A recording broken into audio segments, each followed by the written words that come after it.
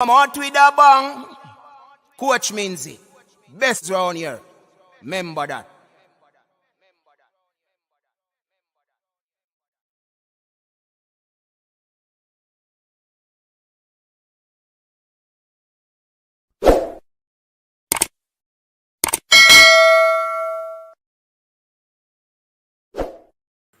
All right, my people, welcome back to the show. Welcome back to another weekend's triple treat.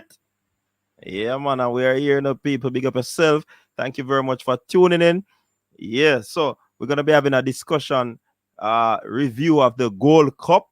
You know, the Reggae Boys got knocked out at the semi-final stage. We want to be talking about that and delve into some stuff that we, realize that transpired throughout this Gold Cup setting. Um, one thing I can say to do, people, like the video, man. Subscribe to the channel if you're new. Share the stream. Yeah, share the stream. Yeah, man. Right now. May I give you the time? Take the time. Right now, Facebook ban me people, so I can't have no stream on Facebook right now. So me ask them to share it. You see me, I say, I don't know why them ban me, but me get banned. Yeah, man, them ban me start. I guess me I promote the thing too much on Facebook, so them ban me. Anyway, so just share it, let people know that we are on, and them can join the discussion. You know what I mean?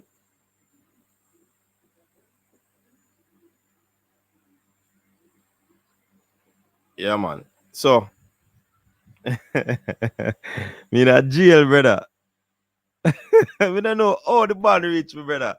The man them put me in a jail. A 6-day jail me get. Hard labor. 6 days.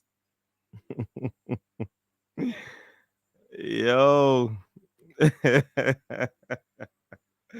But anyways, people, big up yourself.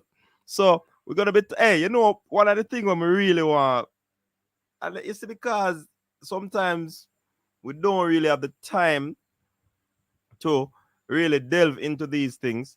Because you see, a lot of the folks that are now bashing the Reggae Boys, when the squad dropping up people, hey, Jason and Rob Smith, you see when the squad drop, you want to see them people in the comment section and talk some good things, You see me I say? Yeah, man. But all of a sudden, in hindsight, the same people them miss a switch. Them on a switch pan the Reggae Boys them.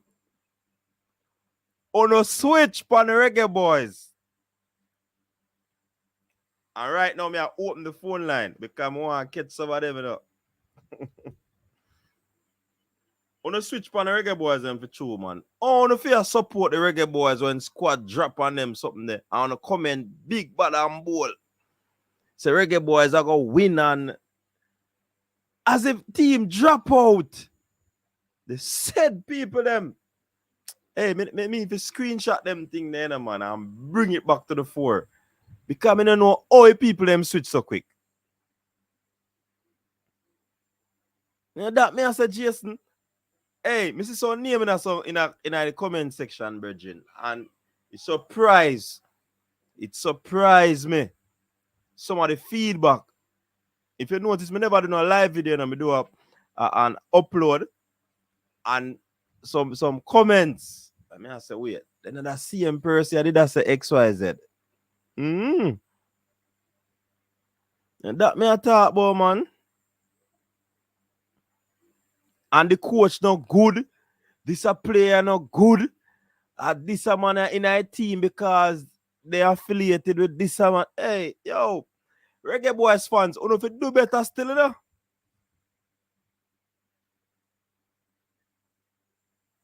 Seriously. You know if you do better, man. You know if you do better. Because that's why I didn't see it. Say, boy, me I tell you. it not pretty. It not pretty.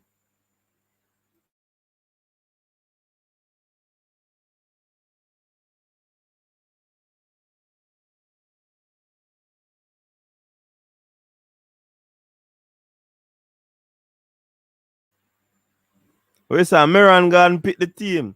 A whole lot of things me I hear, man. But guess what? We are gonna have a discussion, we are gonna have a review on the tournament because people are saying we not play nobody and rate and a bag of things. You see me I say?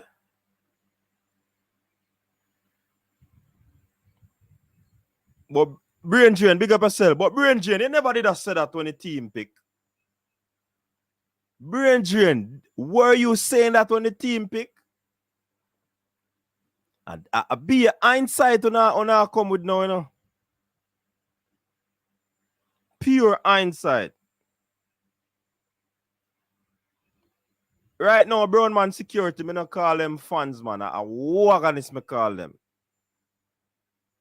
Wagonist. Wagonist. All Brain Drain are biggest wagonist.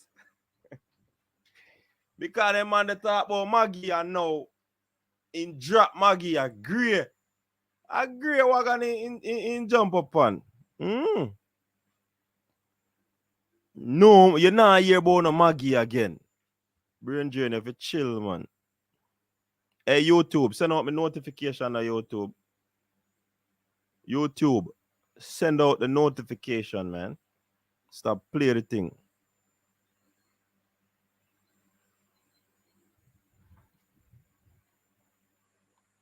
Drop the link.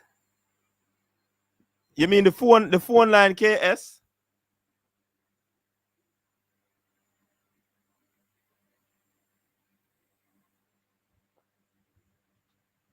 Me no understand because same people them will rate up the team on the team pick. Yo, that side they are gonna win Gold Cup.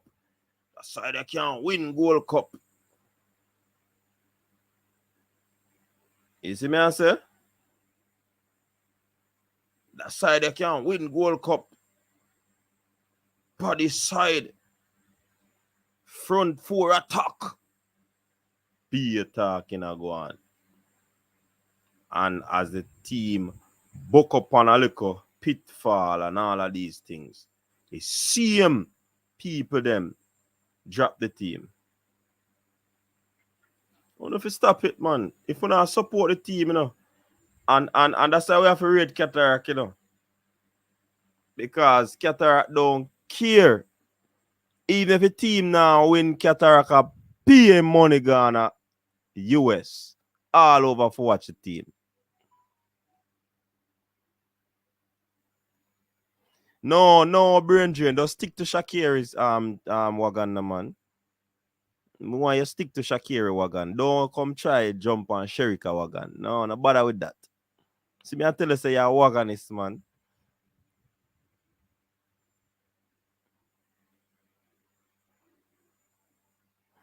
Rob Smith said the amount of stuff I hear make my head hurt, coach. The pure dunce reason. Not even just the commentator, the vlogger too. Every man a big coach. Why? The more likes you have helps. Grimmy win a game, best coach ever. Grimmy lose to Mexico even though the performance was bad. Worst coach ever. Things change fast with Jay. Now that me I talk about actually. Then go as far as said Grimmy not good. And Grimmy I want idiot coach. Talk you big up yourself. Yes, coach. Brain Drain a wagon is.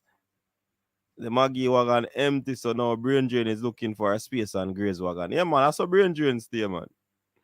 Only me no want to jump on Sherika wagon, you know. You see me I say?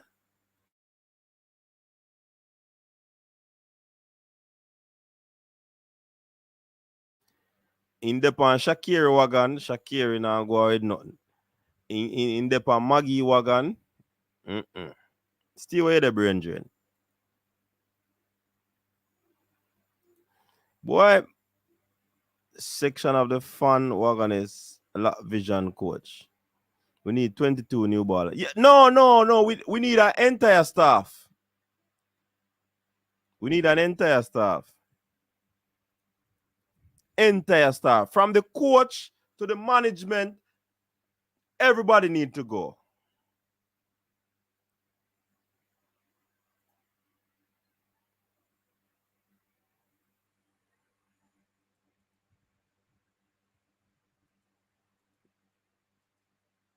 Wagon is the back part, people.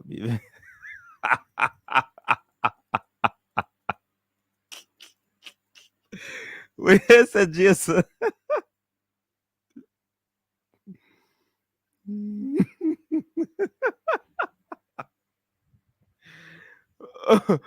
Where's the Rap Smith? They get some leg room. Enough my jump off. Whatever I tell us, Jamaica are the best, you know.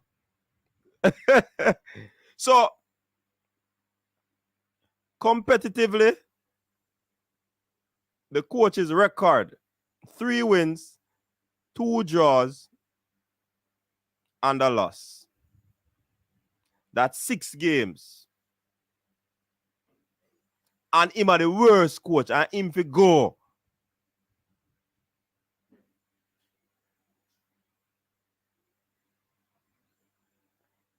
No, sir. We fan base different, brethren. Sometimes I don't know if I can bother with it. We fan base different. Can't manage it. Can't manage a fan base. Dr. Dan, what go on? Rob Smith, man, them a jump. Maggie must get back calling his squad, attacking midfield absent. Plus, the coach was made aware of Maggie's absence. Bless up, CJ, just getting off the plantation. What go on, Dr. Dan? All right. The coach play 4 international games and people want him out. Shame on them. So,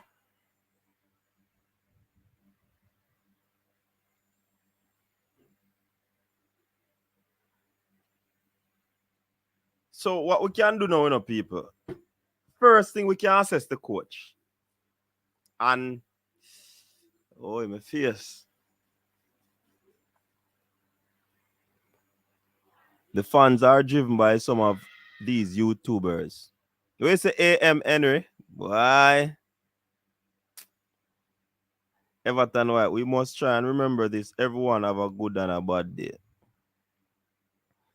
Them don't like cook food. When take time, them look easy cook. Like ramen noodles. Most people don't realize it's a World Cup are the main goal. All right. So let us assess Coach Al Grimson. Like I said earlier, 3 wins, 2 draws, and a loss. And we're not talking about the friendly games that he played or that the team played. We're looking at the game that he played in the Nation League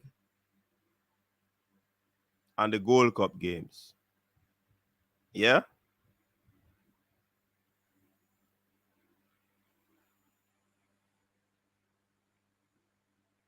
All right.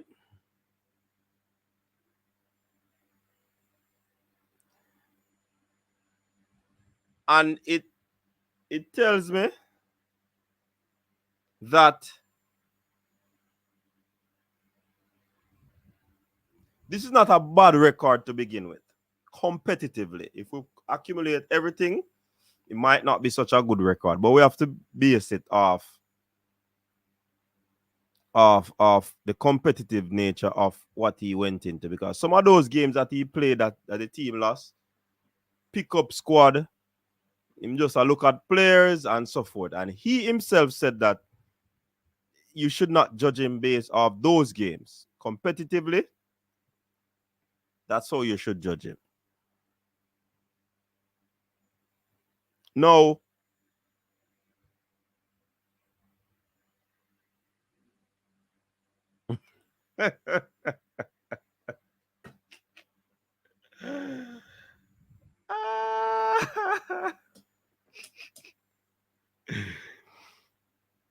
You know, brain drain, me have an answer for that, but me nah, people might take this as a diss. So you know what, me nah go say it.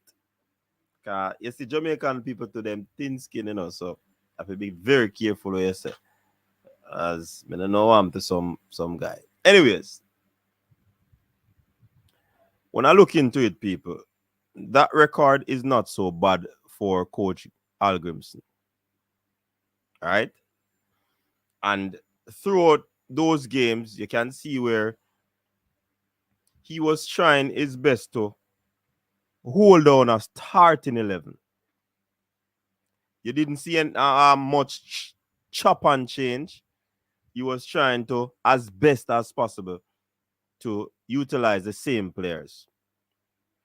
Well, some fans say this man should have started, that man should have started, and that is in hindsight, you know. That are after the fact. Man, I talk about who should have started. When the starting 11 drop and we ask about the starting 11, nobody knows say this man should have started. Only problem they may have with Javian Brown. Nobody question the midfield. Nobody question the forward. They were surprised with Javian Brown. Seeing?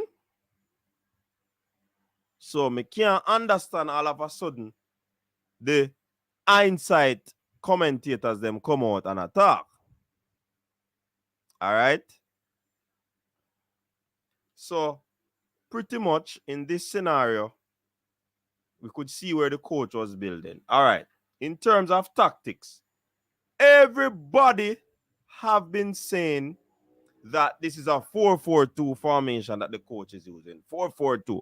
I don't see no 4-4-2. Most when they are defending, you see 4-4-2. So I possibly think that the fans misread the tactics and I call Grimwood 4-4-2. When you have two defensive midfielder, 4-2, they have the three midfielders, 4-2-3-1. Mikel Antonio alone up front. So I don't see the 4-4-2 that we have been talking about. Because Bailey a winger, Bobby Reed a winger, and Gray at the middle. Or Bailey behind Antonio and Gray out on that side. So me can't see the 4-4-2 where people are talking about. Yeah? So me and break it down. Hey, Crystal, what's up? Big up yourself, you know, Crystal. Hey, Crystal, a long time we don't see you, know. Crystal, I need to call in so we hear your voice. And if you have 2 minutes, I could drop the link and you jump on, Crystal. You can't just pass through.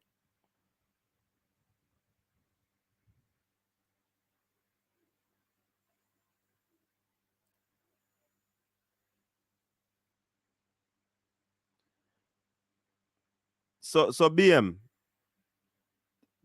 list out the squad, drop your 4 defender, your 4 midfielder, and your 2 forward. What you mean the red that hurt the eye? In Crystal? Oh, you mean so the red that hurt the eye? I read Arsenal wearing a Crystal. You forgot? So Arsenal hurt the eye? Jeez, Crystal, mine, you know, Crystal. Mine, Crystal, mine. Mine, what to say in Crystal?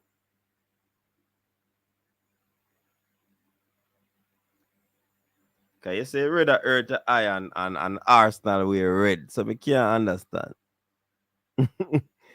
So the 4-4-2 thing, me not see it unless me not understand ball game. I see the 4-4-2 when we are defending. In attack, I don't see no 4-4-2. You understand? So that's my assessment. So you could see where the coach was trying his best to get the players play the football on the ground. He seemed to be annoyed with the long ball. Yeah, man, Arsenal them be man. That same man brain drain. Arsenal. Yeah, man. So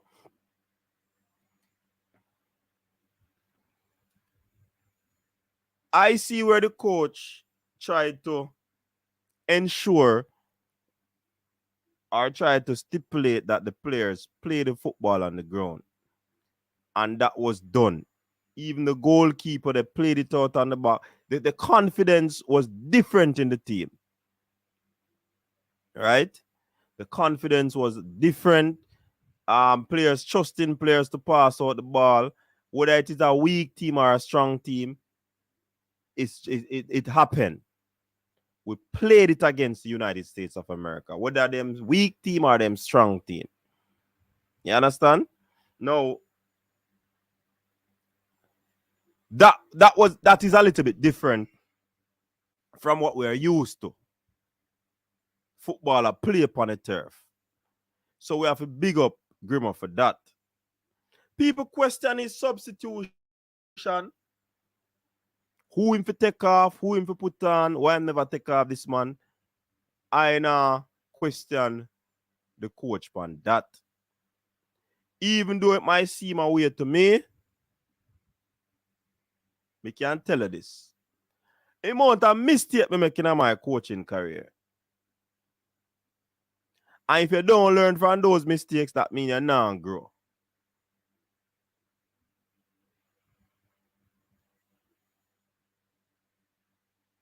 I may say big name coach make mistake. Grimson is no exception.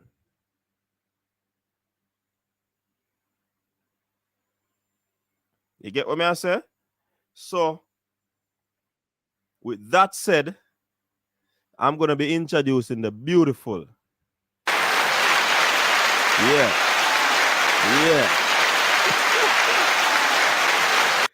Welcome, Crystal. It's been a while.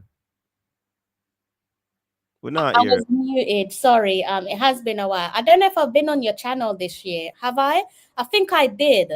Maybe yeah, man. one. Yeah. Probably Yeah? 2 or Okay. 1 time. Yeah, something like that. Yeah, I'm good. How are you? Well, I'm good. I'm just trying to build a little rant in against the fans because they switch. Them come like a light switch, man. I Today think you're them not. referring to the minority, so it's always going to be that case, isn't it? Well, since you said that, me I go work with that. That the Yeah, minority. it happens. The minority. The minority are so vocal. They're so loud. It's amazing how they outdo the majority at times. Why may I tell you? So how have you been, Crystal? Where have you been? I've been around. Work's got me in a chokehold, but other than that, I'm good. I can't So how you complain. come out now?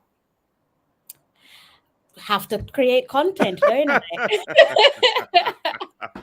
Can't keep hidden away forever. You gotta come out of the work frame of mind at some point. It's gotta I need to get the balance right. That's what I Yeah, need to. definitely. All right, good to see you though. Good to have you back. Thank you. We miss that feminine side of the space, and when you are It's too around, masculine at times. It is very masculine. yeah, It's a man. masculine space. So we need the feminine side of it, so we can come over and relax yourself and listen to the beautiful voice. So you need to get cracking. You understand? Yeah, But I think but you're what's your right. take on the whole campaign? Because we're doing a review of the Gold Cup. So I'm at the coach to begin with. I started to evaluate or review what the coach did and so forth. But you can take it from whichever side you want to take it. I think to like summarize it all, it's probably within expectations. I think Mm-hmm. for me, like I like to give coaches enough leg room, enough time to get things right, because obviously we came into the tournament on a building process. So that simply means you're trying to lay down the foundation for what should be success. And obviously, success for us is to have the men's team qualify for the 2026 World Cup. So for me, when I look at a succession plan, I'm thinking 3 to 5 years.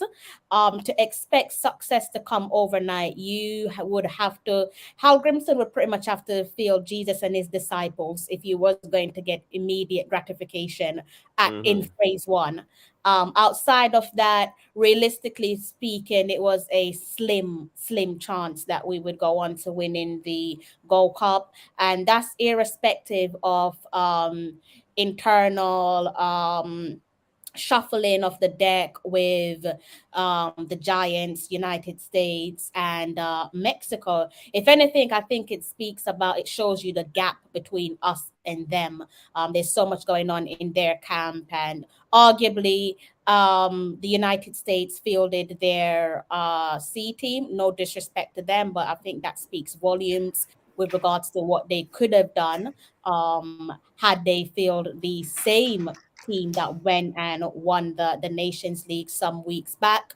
And in terms of Mexico, I mean, it's we kind of run up into two brick walls. You know, yes, we shared the points against the United States. You can complain about the referee's decision. I think there was a few raised eyebrows from that match for me particularly. So it was kind of questionable at times. And yes, they did have the unfair advantage of being played on home soil, but let's remind ourselves that they're the team to have lifted that trophy the second most times. And then the other brick wall that we run into is the team that's recorded the most wins in Gold Cup. So it was always going to be a challenge. But I think we need to focus on ourselves rather than focusing on what the opponents are doing in their neck of the woods. We need to like focus on watering our own grass before we can even look to see what our neighbors are getting on with in their backyard. But I think, like I said, realistically speaking, this is just where we're at. It's a lengthy work in progress, in my opinion. And as I said, with any form of succession plan, if you're being serious and honest, especially with all of the toxicity that surrounded the squad coming into the Gold Cup, you know, all the drama of yesteryear, there's just so much that was going on off the field of play that an immediate impact with lifting trophy just for me didn't seem feasible. So for me, it's back to the drawing board and focus on that 3 to 5 year plan. All Good right, I evening. think Cranky big up yourself, but me not understand. A gang wanna come gang me up. Because What are you talking about? Because Cranky see Crystal come on as a Arsenal fan in just rolling. Coach, I texted you to drop me the link, and you didn't drop me the link. I had to go on the regular forum to get the link. No, check your phone. So check your phone. Arsenal thing. Check your phone. Check your phone. No, you check your came back phone. to me late. You came back. Check I'm gonna protest your phone. vehemently. You came back to me late. Arsenal fans don't get up at anyone. We just beat people. But anyway. Right. Yeah, welcome, Cranky. Crystal, I think you have made some solid points. These are the pointers I want people to understand, that this is a work in progress. This is a lengthy plan ahead of us that we should be patient with. The fans are not really patient, and you can understand because we have not been winning for a while. So I think that is a factor that we have to be take into consideration. But we still in the fact that we have not been winning and we want to winning, we still have a tempo ourselves because Rome never built in our day. 100%. And people feel understand that. But anyway, let us hear from the richest man in the world, Cranky. Good night, Coach. Good night, Crystal. Coach, give me Night, a hard night, time Cranky. about Good night, joining because Cranky. Crystal is on, and Crystal is always a great guest, so it's a good time to You're join. too kind. Thank you. So I'll say a couple of things, actually. There's a lot to decipher, right, from this tournament. I think if we just jump ahead and say, why are the fans so enthusiastic? Why were they so positive? Because when you have what I call 4 2/3 Premier League players in your team, because we have 4 players who play regularly, we have Lamberkeys who's played for Wolf in a couple of games. and we have Amari Bell going to the Premier League. So when you have that quality on the field, and we have the Blake, who was the best keeper in CONCACAF for years, right? And we have other people surrounding them. When you go into a tournament in CONCACAF, which apart from the US first team, doesn't have that pedigree, of course you're going to be optimistic. What we fail to realize, though, with that enthusiasm, is that the team was not balanced. And frankly, most people said from the outset that the midfield was challenged. Mm-hmm. That is not a one-off situation. That was a theme that came in a discussion. And the question was being asked, why did we bring Ravel, for example? And the coach gave that explanation why he didn't bring Ravel. It wasn't with a team. And then people would say, well, Whisper wasn't with a team. Why did you bring Ravel? Frankly, I thought Whisper should go to the Gold Cup. And in fact, I thought Whisper should have played more in the Gold Cup from where I sat, from where I've seen from him, and what he produced when he was there. And I'll touch upon those. So I do think that we're always going to have hindsight view. And I've always said this, we're not monolithic in our thought, and therefore people are going to have different perspective. Some which way seems outlandish, but that's their view, that's their opinion, and we believe in diversity of thought, so we should embrace that. But let me jump in a little bit there, Cranky, because yeah, I understand that. But you see, most of the comments that I've been looking at, most of them are hindsight, you know. So Okay. And why it is also hindsight and it is wagonist for me. Some of these same people, you see, making the comments, oh, good team, we are gonna win, and they are the same one come on and say, yo, coach will go, coach not good, the players them not good, and it just baffles me. So here's the thing, coach. So, and I made this on another channel which I was running for a couple of days, which is this. The biggest disappointment to me was this. Our front four was my biggest disappointment.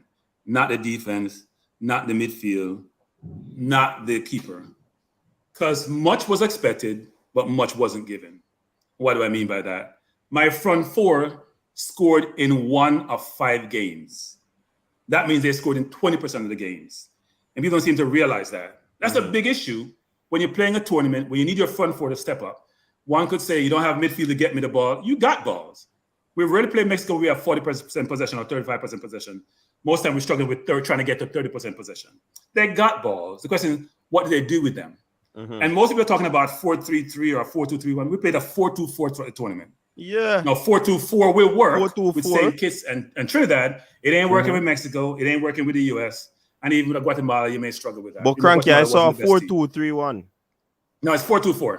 Why do I say 4-2-4? So, to me, the coach is a great recruiter. I've said this a number of times. His game management reminds me of Arteta's game management. These are much to be desired. Much to be desired. Why do I say this? So if you're playing in today contemporary football, the reason why Fernandez, Rice, Caicedo cost $1 million or close to £100 million, because everybody don't understand where your soul is, where your heart is, where your core is. It's your middle. So if you're gonna play 4 forward, somebody got to play that middle. So you're playing 3. If you're saying you're playing 4-2-3-1, it's 3 midfielders. It's not 2. It's not just Lambert and Latti. Either Bailey's playing the midfield or Reed was supposed to play the midfield, but Bailey ended up not playing midfield on the way he was playing, frankly. So he wasn't playing midfield. So therefore, I only have 2 midfielders when I should have 3 if it's 4-2-3-1 or 4-3-3.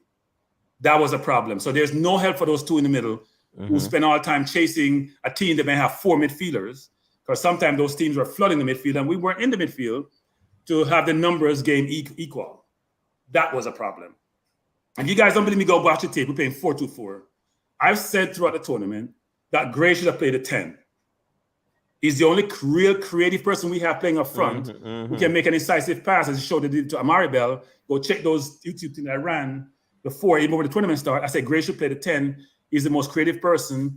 He can split a defense. He can beat a man. And the closest point to the goal is from the middle of the field, not from the wings. So when you play Bailey as a 10, in fact, he wasn't playing 10, he was playing 9.5. You have 2 center forwards. Well, no, he's playing 2 center forwards up there with Antonio, but he wasn't playing any defense at all. So you only had 10 defenders when you're defending, because Reed go play right because Bailey wasn't defending. People didn't realize that. And my understanding was, I got from good source, Reed was supposed to play the 10. Most of the tournament, he wasn't playing the 10 because helping Lambekizi or helping Javane Brown because they had no support. So that was concerning. I thought the coach showed the tournament, and I can point out to examples where he was poor.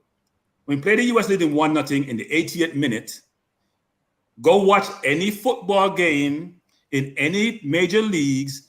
You show up your defense, you don't show up your offense because you're leading 1-0, pretty 1-0 lead. He brought on Burke, he brought on Nicholson, he didn't bring on another center half, he didn't bring on another midfielder, he brought on replaced 2 forwards with 2 forwards versus, you know what? I'm gonna protect my lead, especially when I'm not dominating possession. And especially my press is not turning over to the other team. So I could go on all night about some of these things. Throughout the tournament, I wasn't impressed with his game management. Because game management means I'm sitting there, I'm not watching the game as a spectator. I am looking at my opponent, I'm looking at my players. And in fact, in the last game, guys, come on.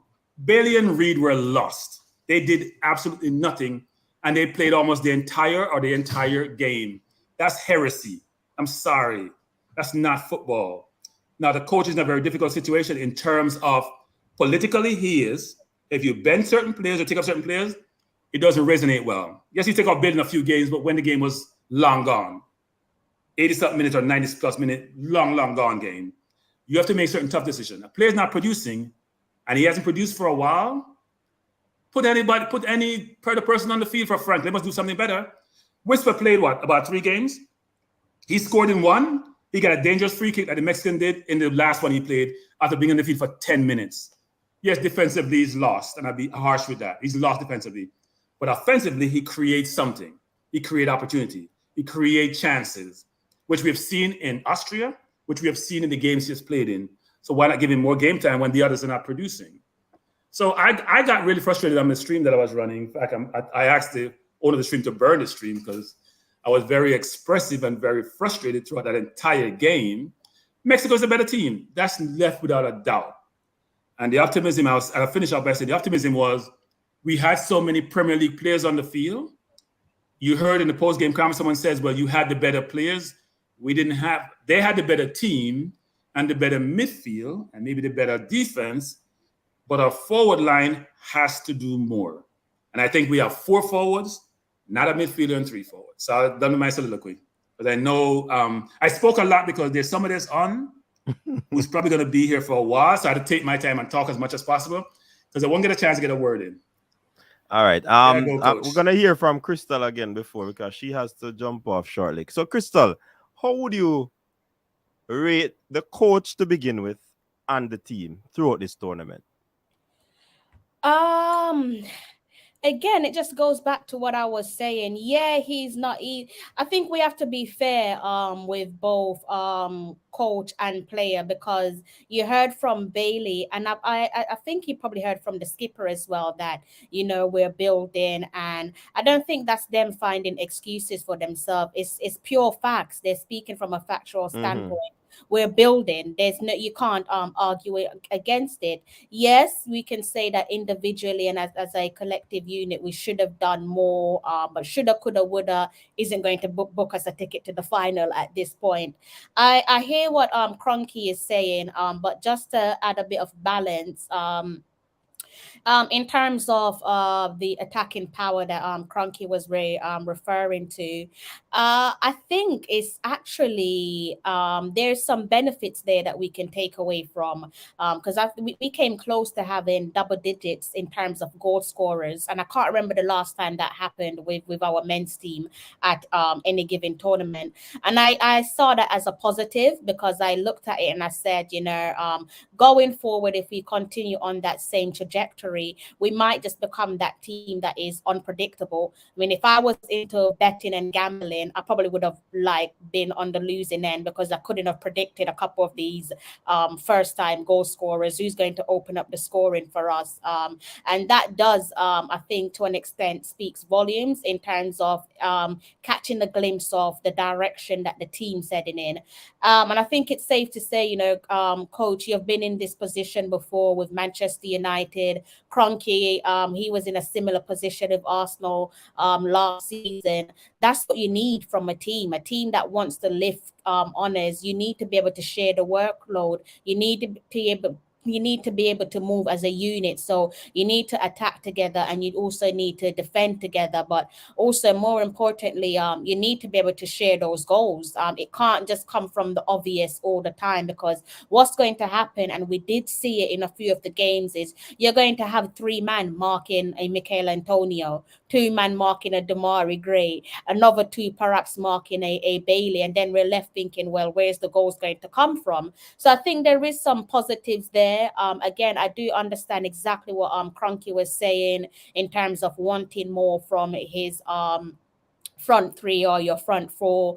With Michael Antonio, though, I did pick up on the fact that he kept on interchanging. I'm assuming that's what was he was instructed to do so by the coach, because 1 minute he was on the left, and he was on the right, and he was center forward, and at times he was dropping deep into midfield, and also doing some defensive duties here and there. So I think there's a few few positives to take away from this tournament, and hopefully we can use it to build onto the Nations League. I think that's the next tournament that we have to focus on, Yes. right? We Yeah. can use these as positives to just say, okay, let's add to that next time round. But I like what I saw in terms of and the number of players there nearing double digits that put themselves on the score sheet. I think that's a positive sign.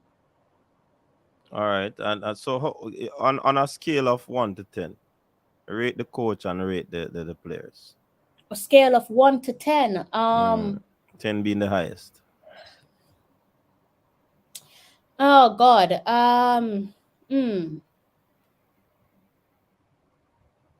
That's a great question, and I'm conflicted because I didn't have much of an expectation. But do I want to be nice? I didn't. Yeah, honestly speaking, I didn't really have much of an expectation coming into the tournament. Maybe a 7. It's not a potent 7. But maybe a 7, and I have to give them credit. The 7 is probably because of their unity that's being shown on social media. We're not used to seeing unity with this new era of men's the senior men's team, and I like what I saw. Now we need to bring that onto the field of play. So it's one thing being unified off the field of play, but you want to see these guys putting their bodies on the line, being their brother's keeper, and playing for each other, not just for themselves as individuals. You want to see them go out there and die for each other. So you want to see them be organized in attack as well as in defense as well. And sometimes filling in the blanks. Use your eyes, read the game. When you see a player's out of position and there's a gap there, use your brain to go and cover for them. So yeah, I think because I can see that the toxicity appears to be unrooted, maybe to an extent. I don't know who you give credit, who we can give credit to for that, but I think on the basis of that, it's probably a generous 7, just to keep things positive going forward into the Nations League. All right, well said. Before Cataract, I'm waiting, man. Before Cataract come on, you know. These are some facts. The first time Jamaica were in Gold Cup semi-final since 2019. First time having 9 different players at the Gold Cup scoring. First time defeating Trinidad and Tobago since 2017. First time defeating Guatemala since 2012. First time winning 3 games in a row at the Gold Cup since 2015. Our biggest win in Gold Cup history, 5-0 over St. Kitts and Nevis. Cataract. No, yeah, waiting, man. What say you? Hey, coach, should I take a break and go sleep and come back? This man just cannot stop talking, though. For somebody who is upset with other people talking, you just keep talking. So, firstly, coach, good night, coach Binzi. Good night, sir. I guess there's no track and field running, and so you found your way slumming in football. No, don't do it, Cataract. Don't do it. Don't do it. Yes, Don't do it. you have taken our triple treat and sold us out to the Tracksman them. Just like how you sell out Shelly and to Sharik, to what? Who? Jacko. Never. Right. Never. Now, next. Good evening to everybody in the comment section. I see that Lady Talawa TV has to leave early, so let me beat her. So Crystal, am I chopped liver? Coach has Manchester United, and Kroenke has Arsenal. I have Leeds United, you know. So pay some respect to the man's team, Don. Pay some respect to the man's team, Don. Even though we've gone back down in the championship. Did you have your camera on when I said that? I don't think I'm you had your I'm the camera on. oligarch. I'm the only O allowed on here. O for oligarch. That's number one. But I take some difference with your score, and I'll say this. First of all, big up the Reggae Boyz. Big side, my side. I'm gonna now give them up for nothing or nobody. I don't know what tournament Kroenke's been watching. I don't know.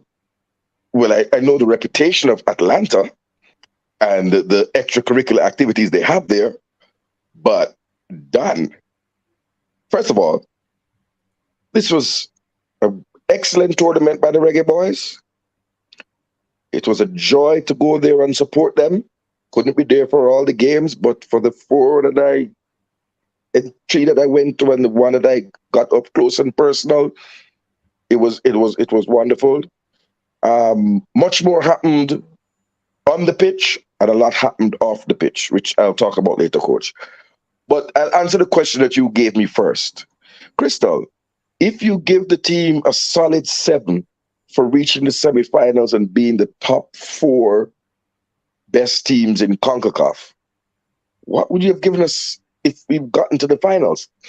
So mine, Coach, is solid. I gave them a solid 7. I said it's not a potent 7. I said I gave them 7 because of the improvements which Coach basically read out in terms of the positives there. I don't think we can just wipe over the positives because, like I said, I can't remember the last time we had 9 different, or what I actually said was a number of goal scorers that neared double digits where the men's team is concerned. I can't recall the last time we did that in any given tournament. So you can't just gloss over the positives and focus on the negatives. Also, in terms of visualizing success and where success starts from, those are the foundations that you focus on. Those are the positives that you try to maximize and add to. Again, that's why I use Manchester United and Arsenal as an example in terms of teams. So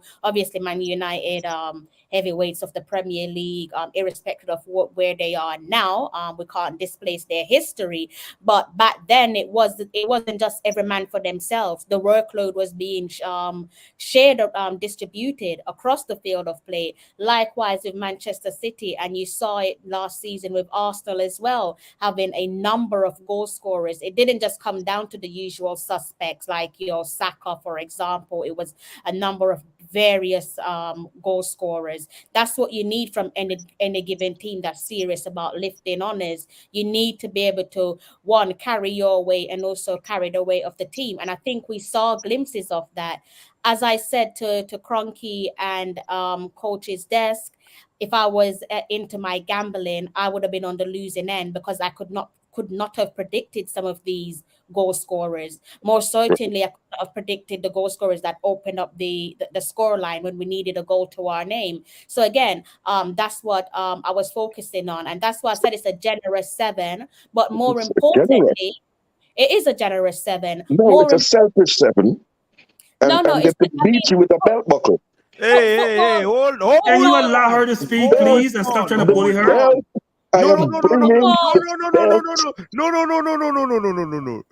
You ain't gonna beat my Crystal with no belt buckle cataract. Mine get a yellow card for that, you know. No, she might like it. We don't know. Not if it's coming from you. Definitely not if it's coming from you. No beatings. Yellow card for that, you know. So careful. Well, you're coming like the Guatemalan referee. But let me answer, Crystal. and answer this. My score out of 10 overall, coach, is a solid 8.5 out of 10 for the senior national men's team of And that's Jamaica, the okay Reggae Boys. because the reason why that's Who- okay is Hold football on, is a game of opinions. Football is a let game. me, So for you to say 8 out of 10, which is damn near 8.5, perfection, 8.5, 8.5, that's damn near 8.5. perfection, and we're nowhere near perfection. No, well, I'm going to break it down Why for I you. said that it's a generous 7. And going back, just to reiterate what I said is when you have a team that wants to It's go already on been read. honors, you have to get the basics right. And the reason why I'm saying it's not a potent 7, but it's a generous 7 is you can't deny the off-field unity that we have seen. Now, what I'm saying is if you can bring the off-field unity onto the field of play, then that's another positive. And perhaps the next tournament, be it the Nations League, my 7 might turn into an 8 or a 9. And by the unity, I'm referring to being your No, brother's keepers. You no, but have with to due have respect, Crystal, we're measuring the on the field.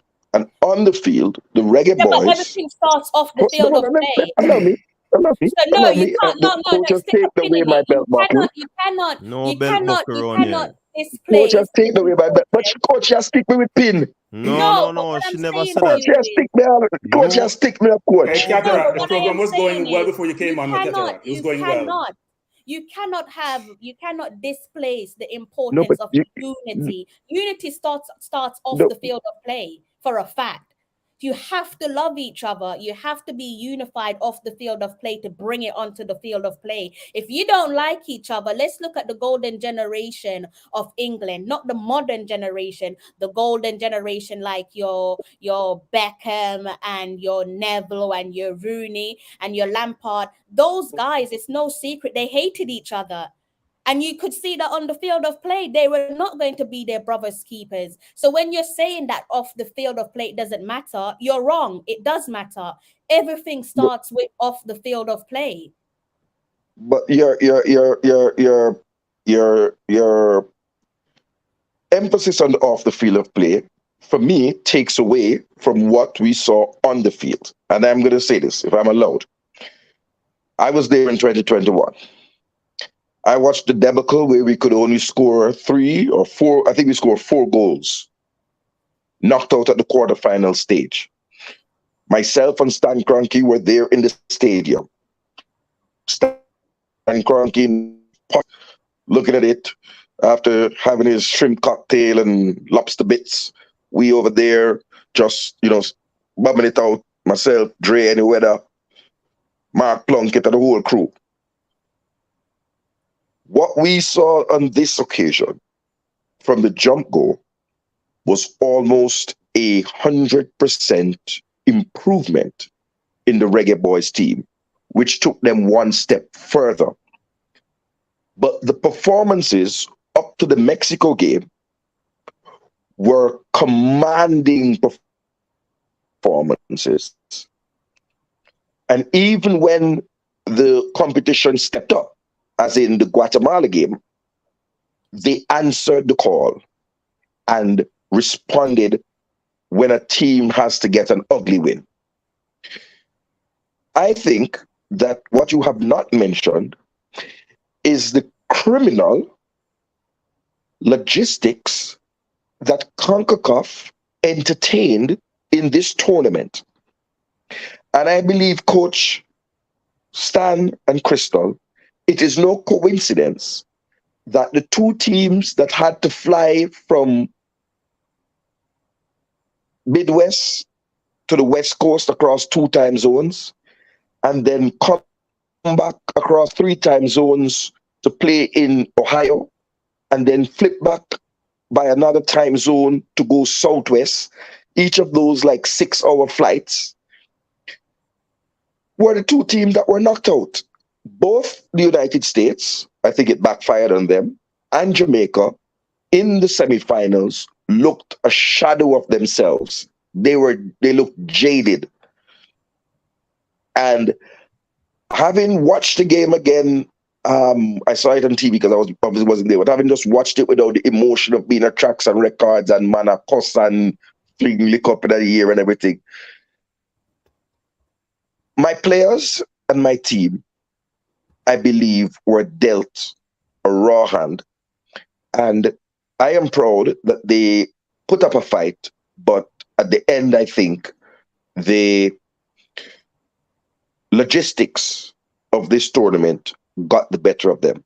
Now, myself and Stan have been on a number of podcasts during this coach, and I believe that it's time for the CFU, Mr. Dennis Chung, the General Secretary, to put their hands up and stamp their authority in CONCACAF with the 25 nations that we have to the 3 North American nations and the 7 Central American nations, and demand a better organization for our premier competition. Secondly, I want to say this. We're doing some right things. This is the beginning of the 2026 World Cup qualification cycle. And what we had in the past was you'd go for a few good but not elite players from England right at the end of the tournament. As a matter of fact, in the last tournament, we were bringing in players right up until we were knocked out. We have started to recruit at the beginning of the cycle, which is what many of us were asking for. And therefore, we have to give this team a time to gel, develop chemistry and understanding, for the coach to bring in and put out the pieces that he sees fit that can get us to win the Nations League and to win qualification for a World Cup. Now, I wanted to win the Gold Cup. I believe the team had the bits to win the Gold Cup, and I was positive as the top boy in the Ultras. However, when you look back at it, we were the only team there. We were 1 man short. So we had a 22-man squad, right? Which Cronky would have said, and he has said it before, and I have to agree with him, that in the circumstances surrounding Ethan Pinnock, we should have been absolutely clear that the situation, although it took a turn for the worst, it was not a right thing to do to bring him, a man, away from his newborn child and his mother, especially in a difficult circumstance. And therefore, when I come back again, because I'm going to give a break, I know Crystal has to leave, so I'll let you respond again. We had other options. We had Wes Harding, a centre-back. We had Michael Hector, a centre-back. We had Richard King, a centre-back. We had at least 3 centre-backs, two who have played at a high level, and one who has gone on to Iceland and who has been in the team, that I believe that we could have filled that gap with. And I do believe that there were some selections for the team that we'd have to discuss as to whether they were the best there was. Now that the tournament is over, while, you know, my rule that while the tournament going on, I just straight support. So I believe that we were just a victim of circumstance, and the boys fell at the last hurdle. And it's heartbreaking. It's heartbreaking. I wanted to be in Sacramento. I bought 8 Psycho Bunny shirt. All right. I'm going to get for wear. Okay. No talk about no Psycho Bunny. Crystal, before you run off. Psycho Bunny. What else you want to add to I don't know if you want to respond to anything that Cataract, because he had asked you to respond, but I don't want to put you through to Cataract's Bunny exchanges. I don't know at what point he joined in on the live stream, because I think when I came on, one of the first things, I think it was even before Cronky came on, or just as Cronky came on, one of the first things that you and I touched on was the match officiating and how suspicious it looked, especially in the first game against the United States. So we definitely touched on the match officiating, and we also touched on the logistics. We touched on the fact that USA had this unfair advantage of, being played on home soil and so on. So we most certainly covered that. In terms of, I don't know if he touched on the the traveling around to and from. That's part of tournament football. The worst to get it so far, and we're going to see it, is the Women's World Cup. You want to talk about struggles with logistics? They've gone down under. You cannot get from A to B without traveling domestically via air. And it's just part of football. When you're looking at international football, especially, that is just part of the game. And in terms of maybe when you look at some of our European players, arguably they're somewhat used to traveling here and there throughout the week, especially if they have to play domestic competitions in between league competitions. So their body and their mind is mentally prepared for that anyways. So I'm not going to use that as an excuse. But on a point of order, though, on a point of order, No, when hold they on. travel in England, Denied, when Qatar. Denied. no, you Denied. can't. Why On are what you basis? talking? On what basis is the speaker denying it? Why Qatar, are you just speaking, hold on, Qatar? man. Makes you finish, man. You must always write down your point as what you want to say then rebut, No, man. but he already point talked apart. about who should speak, given their turn. Yeah. Wait your turn. Go ahead, Crystal. More so, with regards to the match officiating, yeah, we know that it's suspicious, and at times you have to wonder, is there brown paper envelopes being passed around without making any false accusation? Because we see it with the men when the women's team are playing as well. So it looks a little bit suspicious. But me personally, I do want to see the leaders on the field of play challenge the referee's decisions, especially when there's blatant fouls there being given against us and none being given to our opponents. So I do want to see us challenge them, but at one thing I don't want to see going forward is us looking to the referee, because I think when I see teams looking to the referee, it's a sign of weakness. I think when you play against a team that you know is up for it, and you at first glance you're looking to the referee, it's almost like a sign of desperation. You're looking to the referee to save you. So yes, we know that we're out Like of a favor boxing against match. exactly. We know we're out of favor against match officials, but I don't really want to use it too much as this is why we didn't win a game, because we know what it is. We know where we stand. Let's focus on us. Let's focus on the game. Even against Panama, when Panama were playing against United States, I don't know if you guys saw the game, and I was thinking, how on earth did that goal not stand in normal minutes? Again, we can run away and say, is there a brown paper envelope here? Because that to me looked onside.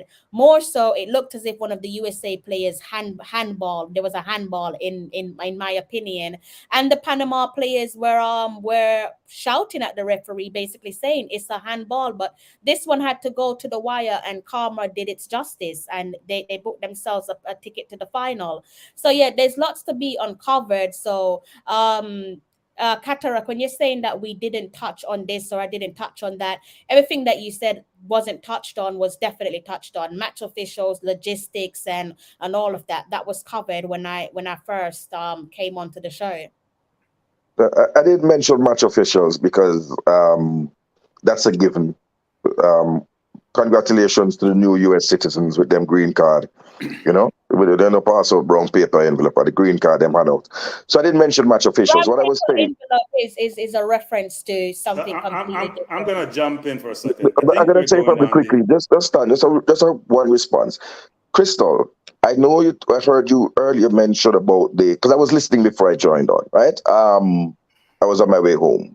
The traveling, but what I think you reiterated it again. Yes, the players travel within Europe, or most of them travel up and down England to play, but they don't cross time zones. That's the big difference. In 1 week, to go in 3 days, to go across 3 time zones from the East Coast time to the West Coast time, and then back to the East Coast time, and then down to Central time. That's the difference, in my opinion. As somebody who travels, you have the jet lag, your body doesn't catch up. But if you're traveling within the same time zone as you are in England, it's a different effect on the body. That is how I would rebut that and ask that be considered. And I have never seen a team have to play on a Sunday, travel a 6-hour flight on a Monday, arrive in the Monday evening, and basically only have one day to prepare before match day. That's not a normal thing at all. I think you do see it in football quite a lot. Maybe it's not something that you're used to, but I think if you're going to go down that trajectory, then you're nitpicking and finding excuses that we don't even need to bring up. Because if you're not going to play the game in this format, where do you play it to avoid all those points that you made? How do you avoid it? Where are you going to play the tournament? So no, you could play the tournament in the 2021 tournament. The group stage, each of the 4 group stages were hosted in one city, in one stadium. Stan Kroenke and I were in Orlando for the 3 games, and then you moved for the quarterfinals. Then we got knocked out, obviously, and then you moved for the semifinals. But you weren't traveling for every single game that you were playing. And So- which tournament, from that tournament and compare it to this tournament, which gave us the best performance, which created positive history for Jamaica? We did better in this tournament. However, Exactly. So this is what I'm saying. the It's quality all of coaching, the quality of coaching and the quality of players, and I'll let Stan come in because I did jump in on his time. The quality of coaching and the quality of players is significantly improved over 2021. It's nitpicking. So based off the quality of players, we did significantly poorly in 2021 because of the quality of players, right? No, amongst other things, the disunity the team you spoke about, we were literally fighting each other in dressing rooms. But you just said that doesn't matter. That's an off the No, field no, issue. what I You said that said earlier on. You emphasis. said earlier on. No, my dear. No, my dear. No, my dear. I said the emphasis that you have given to the off the field does not. No, it's not emphasis. It's you we are hearing pulling what at you straws. want to hear. Can I jump in for a There's second? no Jump emphasis. it, Cronky. My patience is exhausted, actually. We're finding excuses where excuses do not reside. So let's take the one by one category I mentioned quickly. Travel, yes, in the first round, but we had no problem getting through the first round. With a week off between the first round and the semifinal, quarterfinal, excuses. On referees, I see no blatant call which suggests the referees were so egregious in what they were doing to complain. And frankly, in this semifinal, yes, Javane Brown player could have gotten a red because stepped on, but Bailey kicked out, and VAR didn't, even though they looked at it, decided not to send him off when it was a sending off offense, and that's not even disputable. It was a sending off. You kick out, automatic red card. He didn't get a red card, so it equals out. Let's go back to the grading of what was there, because I don't mind taking beating from audiences. You shouldn't be in this form if you can't take beating. I give the coach a 4.5. I give the team a 6, and maybe back up on a 6. I give my goalkeeper a 9. I give my defense a 7.5. I give my midfielder a 6, and I give my front 4 a 3 in this tournament. You get grade based on your capability and your production. Do you have the quality to produce? So my midfield were not really midfielders. That is not a midfielder, is a center back and a right back. He did a yeoman's job. Lambert played well defensively, not enough offensively. My defense held their own. My front 4 people, I get frustrated when I hear all this thing being talked about, scored in, you guys realize that? They scored in 1 game. All this thing about we had 9 players who scored. When Arsenal scored, it's their front 4 that scored. It's Martinelli, it's Saka, it's Jesus or Nketiah, and it's Odegaard.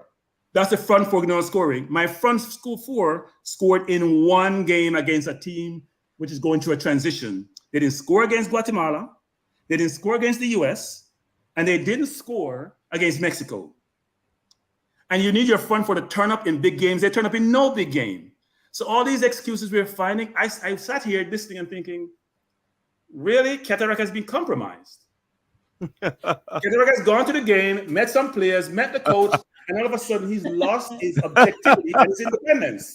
It's amazing how that occurred. Maybe that will happen to me when I go to a game and I meet them. Maybe I'll lose my objectivity and my independence and my ability to be critical when criticism is warranted. Coach, have you noticed the coach change?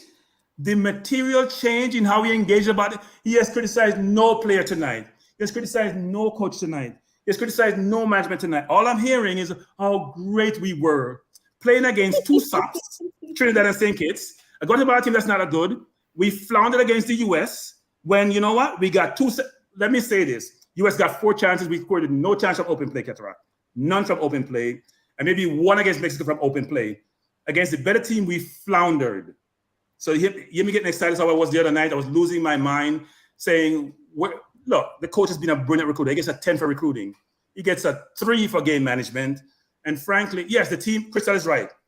The camaraderie in the team, how well they coalesce, how well they dance has been great. But I'm sorry, the game is played on the field and my front four didn't turn up. They were partying. Maybe they were partying too much, Cataract. They didn't turn up. And go back and check the stats, Cataract.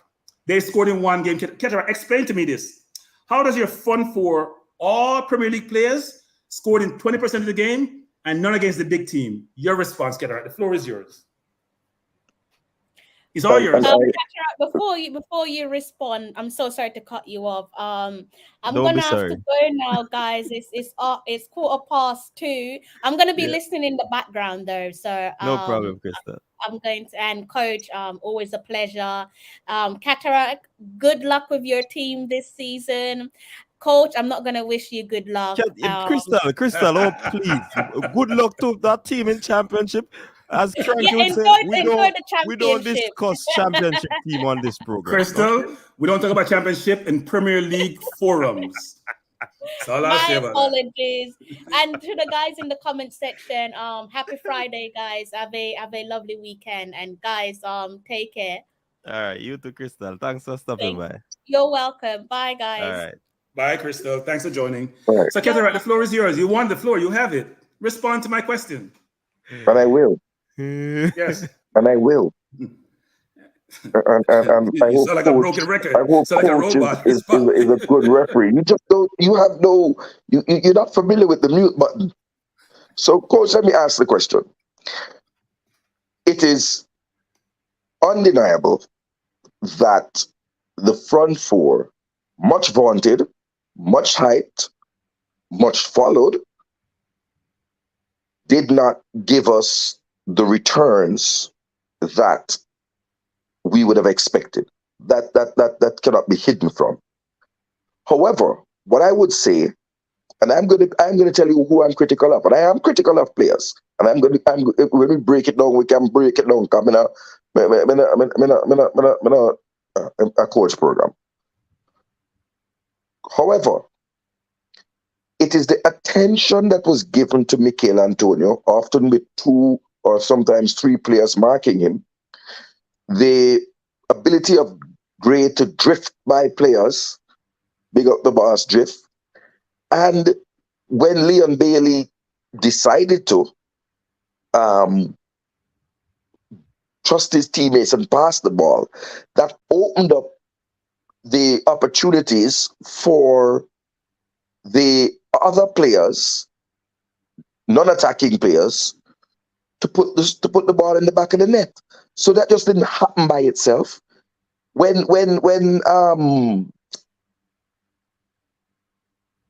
Bell scored with his weaker right foot, perfectly placed right-footed shot, great placement, excellent temperament, didn't snatch at the shot. Shamar Nicholson can take a few pages out of that book. But look at the movement, and look at the 2 defenders that Antonio was occupying their mind. The goalkeeper's eye was partially on Antonio and not fully on the danger that was coming. So, yes, they must produce. It's disappointing, and I think Antonio would be disappointed in himself that you've come to the tournament as an elite striker and you leave without a goal. So, and I expect him to come better and do better, you know. But we all have our off days. But when we have our off days, how do we contribute to the team, right? So I'm not going to argue with Cronky on that. It must improve. None of us here are chumps. We know football. There's some parts of our front line that have run their course. Corey Burke is no longer Scory Burke. He's just Burke. So, And Coach, I have never seen it. I didn't expect the day when cataract and euphemism were in the same sentence, and our buddies are married. I thought they were divorced a long time. All of a sudden, cataract got married to euphemism. It's amazing how that worked. Coach, I can remember a year ago or a year and a half ago when cataract would speak about players, and he would be derogatory, dismissive. He would just destroy them. Now, I've always preached moderation in our assessment to say, instead of saying the person no good, say them to improve themselves, right? That's what I used to say. And cataract would be on the upper extreme end. If they're not good, say them are good. That would be cataract. All of a sudden, this changed man is now a part of these forums still. It's amazing to see. I'm glad people can change, because all what you just talked about and you word your response, haven't criticized anybody. Haven't put anybody on the hot seat like you normally do. In fact, even Bailey, who was... So let me be on this hot seat with Bailey. I'm going to get to Bailey. Okay. Corey Burke, if you mentioned something there before, cataract. No. You And I'm saying Antonio before. I did, and I said to you that he did not score. And for an elite striker to come to a tournament and not have a goal is questionable. However, or poor. But however, what he did cannot be, and I saw it with my own two eyes. I saw that dude running, pressing like a madman at some point, and I'm not talking the kind of pressing that Corey Burke did, which was not, I don't know what the term the football people use, progressive or didn't lead to anything, right? I saw him draw the attention. Hold on, cataract. Yeah, brother. Remember, say, there has to be a baptism, That just came back, and I just want to remind the people them. So you say you got baptized if such and such. So just a reminder, okay? And certainly, we have the baptized already, When Marinsman returns to Jamaica, I will venture to Jamaica. He's in Jamaica. He's in Jamaica. But I'm sliding back fast. They never make them stay an extra day. They kick them out of the hotel. Church is on Sunday. Okay, sir. No, I play at Sherry Lee Ralph. Sherry Lee Ralph have something over Portmore. So cataract song string up brawling over there. So big up Sherry Lee Ralph. Play your warm up. I am the man. And anybody can warm up. Man had to apologize to me because he got the name wrong. Okay? Good. Now, let's get back to the football though.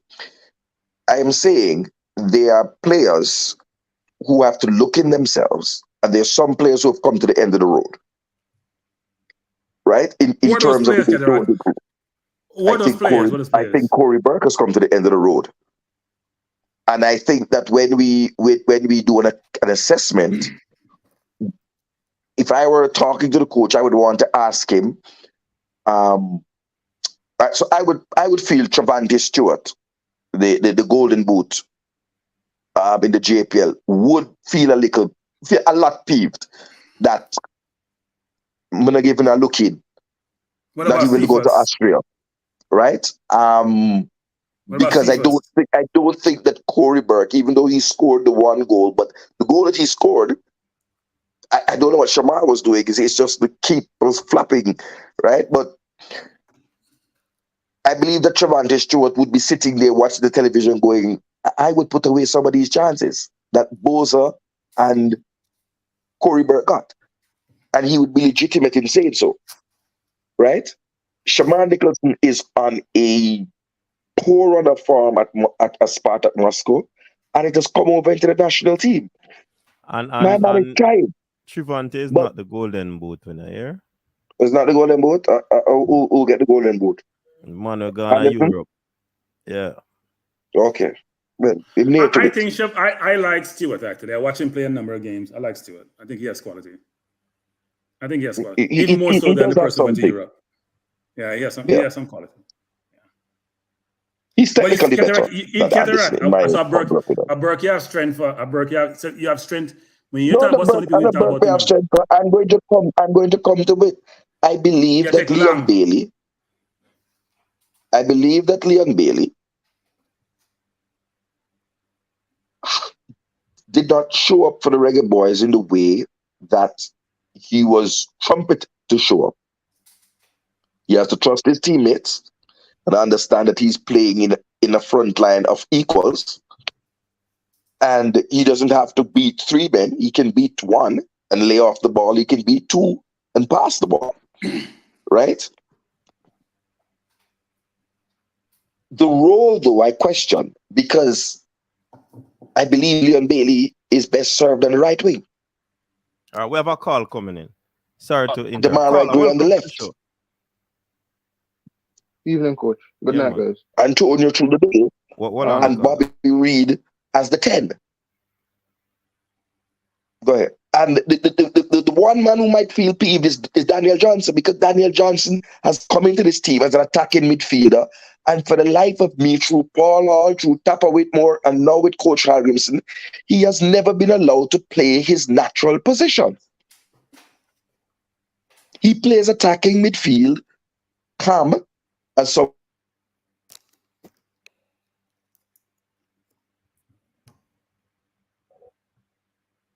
Anyways, Cataract Freeze. Caller, go ahead. Thank you, Yes, Lord. coach. Go ahead. Pertaining to Cataract, there's some points I agree with. In terms of Daniel Johnson, for the few times he did play throughout the tournament, I think that he looked good. And not that I expected him to play in the Mexico game, but I thought that he would have come on earlier. Pertaining to this competition and how I view it, I'm not going to judge them hard, coach, because it's a fairly new group of players in terms of how the team is being constructed. And we have to look at it and say, the main purpose for this team and for the coach Hallgrimson is to qualify for the next World Cup, right? With this tournament, yes, would have liked to win it, but we have to use it as a stepping stone in order to move forward. What I will say about certain players is, like, we found out some stuff about some players, and we discover some stuff about some players, like who come to the end of the road, as Cataract said, and who we can progress with. Let me tell you, coach, what I don't like about the Reggae Boys fans is that whenever we have conversations about certain players in the team, it's like it's a very uncomfortable conversation, when we talk about players who should be leading the team, such as players like Leon Bailey, etc. If we're going to have conversations about leaders in this team, it shouldn't be that when you call out a man are going to disrespect you or tell you about your mother. I've seen that often throughout this competition when we talk about certain players. Not only Liam Bailey, coach, but Mikel Antonio and other players. Yes, a player might play good in a game, but players have the I don't know if deficit is the right word, but players have the you would say now. A man might play good in a coach, but there are areas that he does lack in, that eventually when you play a better team such as a Mexico, it will show, And in the Mexico game, it did show. So when we're having conversations about players, I think, we should be objective and, make fair assessment of players. Yes, Leon Bailey for me did play good throughout this tournament, but Mexico game was one of those games where he wasn't on it. You get what I'm saying? Demar Gray, I think, tried his best. I think the entire team wasn't defensively on it for that Mexico game.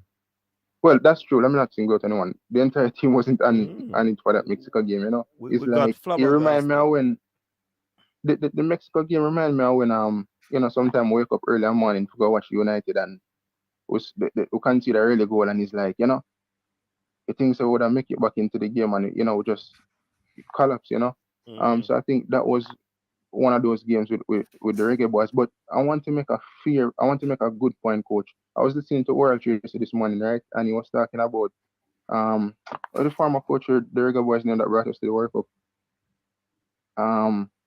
What's his name again? Who that? Rene Simon. Yeah. Yeah.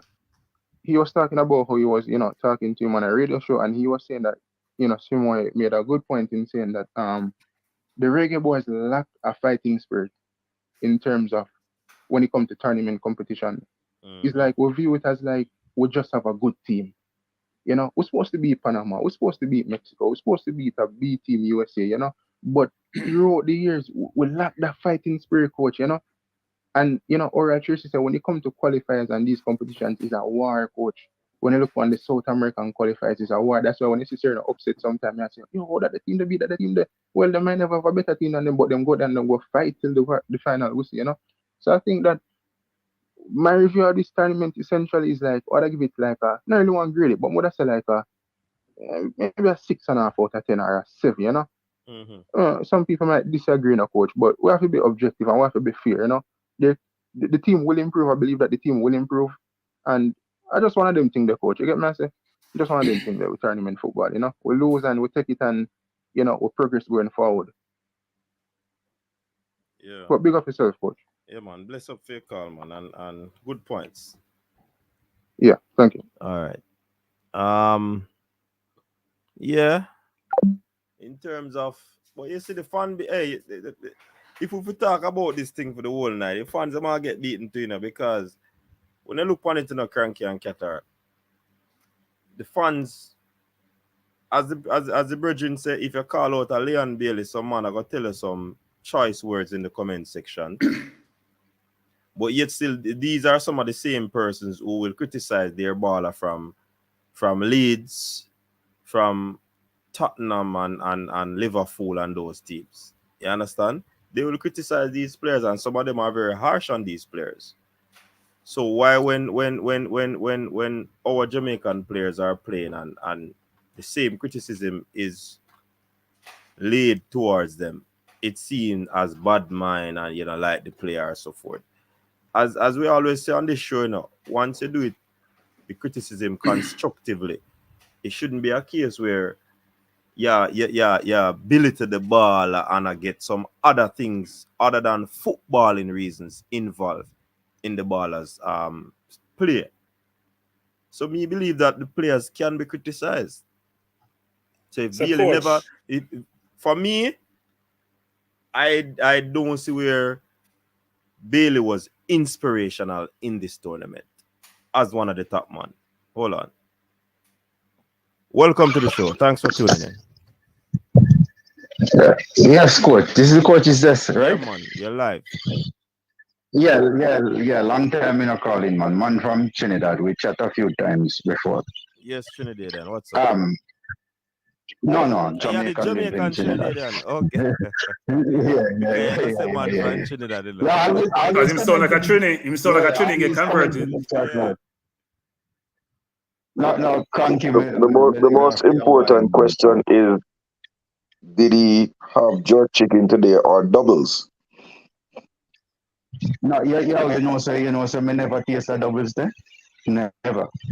It just Go right ahead. Go right ahead, sir. Go right ahead. Yeah. Even though it's the most popular thing here, but nah. Yeah. Anyway, to the football. Mm-hmm. I don't know why people surprised that Jamaica get kicked out in the semi-final. Why it surprised people? And it's the same excuse I'm hearing all the time. Like, okay, is a new setup player. The coach now doing this. The coach now trying to find the right players to fit in this and fit in that. The Mexican coach is a new coach in the job. The first competitive game he played was in the World Cup, or is in the World Cup, right? And Mexico now in the final. So what is the difference between a coach appointed as interim and play first competitive game with the team in the World Cup and end up in the final? Mexico. Halgrim said play. Hold on, let me answer it now. Mexico coach has been in the Mexico League. The Mexico coach In the Mexico League. Yes, he know the players them, and it's you know the players them, and no, because does it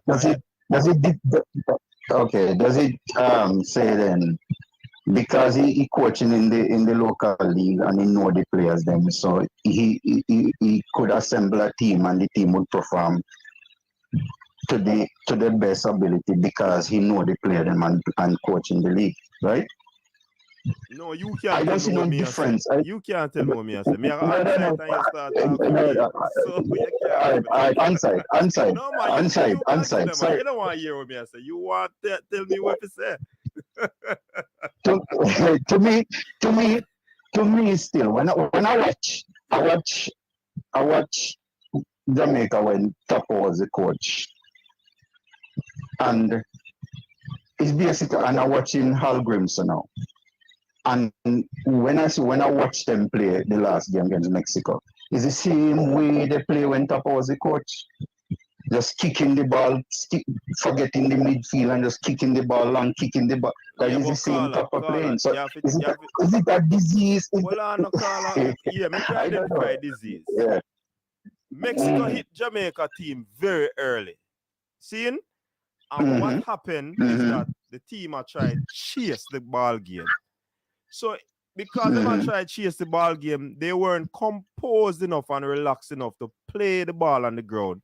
They might chase the game. So the first thing that might come to them is long ball, which is not something. So it's like they just revert to them always. Remember they played against US, they played against Guatemala, they played against St. Kitts, they played against Trinidad, and the ball was on the surface. So you're saying they can't play under pressure. That's what I gather. They can't play. Most of the games we go in front early, don't this I first this hit us in the tournament. Me believe that the team cannot play well under pressure, and that is something that the coach has to work on. Because once they feel pressured, they start kick away ball. So, coach, I want to say something. Even the term we're looking for, coach, is that we had this stuffing knocked out of us. Of course. Right? We were discombobulated, punch drunk. And probably where I would put a query now on the coach is, did he have a game model for if we went behind very early to Mexico? Thank you. And this we can question the coach now. That's what I would pressure the coach on. Yeah. Because it is obvious that was not contemplated. Because from goalkeeper to striker, nobody never know what to do. It's like no leader on the team, Cataract, to say, calm down. Make we play the ball upon the ground. Make we try to build up and get the ball in the back of the net. Man, then just start kick the ball long. It was frustrating to watch, honestly. I view things a little bit differently, but I'll come to that. I'm view that how you guys do it. Huh? Oh, you see it, Cranky. So your competition determines how you play, right? There's a difference between pressure to score or actual pressure when I have the ball and I don't feel comfortable taking a risk, so I get rid of the ball. First of all, we don't play, the Mexicans play really close together and they have no problem feeling pressure. And you want to see who doesn't feel pressure? Look at Damari Gray when he has the ball and 4 people around him. And I said this on another stream, how comfortable he looks. How he doesn't look like he's discombobulated. How he takes his time and either get at the problem or find his own player. But Cranky, Low gets most of those balls. One player that Cranky. That's why the team not play as a team then. No, but coach, you missed my point though. Which is the players are not comfortable playing when they have pressure, when there's pressure on the ball when they have it. So here's what happens. You give the ball to Javane Brown by Low, and he just boots it upfield. You give Low the ball and just boots it upfield. Lambert is not coming and say, give it to me. I don't know what to do with it. If you had a Ravel, what he would do is drop back deep, you get frustrated, and he would take the ball off his midfielders. Nobody, Cataract can look how you want to look. Look up when Ravel plays. He comes for the ball deep. He even end up playing CDM when he's supposed to be playing attacking midfielder because he likes to touch the ball. We have no one who can command the ball. Bale didn't come for it. Reed didn't come for it. Lambert didn't come for it. Latti didn't come for it. They don't come and present themselves. You know what? I'm open. Give me the ball. Yeah, Cranky, may I agree with that. But at the same time, because of how Mexico played, Mexico was pressing. I saw where Guatemala was pressing too, and we play the ball out in a difficult situation. Me see that watching the World Cup, and we look. I think when somebody scored early on you, confident on the ball. But what do you think, coach? When somebody scored in the first 2 minutes of the game, you may be shocked for the first 10 or so minutes. No, but coach, after a while, they started playing their normal game. I'm telling you. After the first 15 minutes, when we were shocked and we start settling down, but we go long a lot of times. We try to find Antonio a lot of times. We're not comfortable on the ball. That's when you play the ball long, you're not comfortable. You don't want to take a risk and lose the ball. Because we also, Cranky, we were trying to score back to get back in the game. No, and that's a fair point. We have moved the ball upfield to, for find Antonio, and Antonio asks for the ball. Put up in hand and a second in chest. Yes, he does. But he's been doing that throughout the entire tournament. Yeah. So what the defenders or the midfielders should have done is to play the ball around. Make Mexico high press, take away ball from them. Because when you kick the ball long, I've been saying this from day one. When you kick the ball long, you got pressure your defenders. You know, care who you be. Let me say this. Let me say this and continue to listen to the program, right? We are patiently waiting for probably next year. Inshallah, we are alive and we're here still. And I will say if it's the same excuse. The coach need more time, new players coming in, they don't gel as yet. Because that we're hearing from Tapa to Paul Hall, it's just that a hearing. Players are to gel, players coming in. What is your assessment? But I think if we could find a way where the players maybe I don't know, find a way to it's a cultural thing. Find a way to implement a kind of playing style, starting from maybe schoolboy football, where I think is so sad, is the most popular thing in Jamaica, like more popular than the Premier League in Jamaica. So you want schoolboy and it's about 3 months. Ball as them start. Like a playing style where like the country adapt to.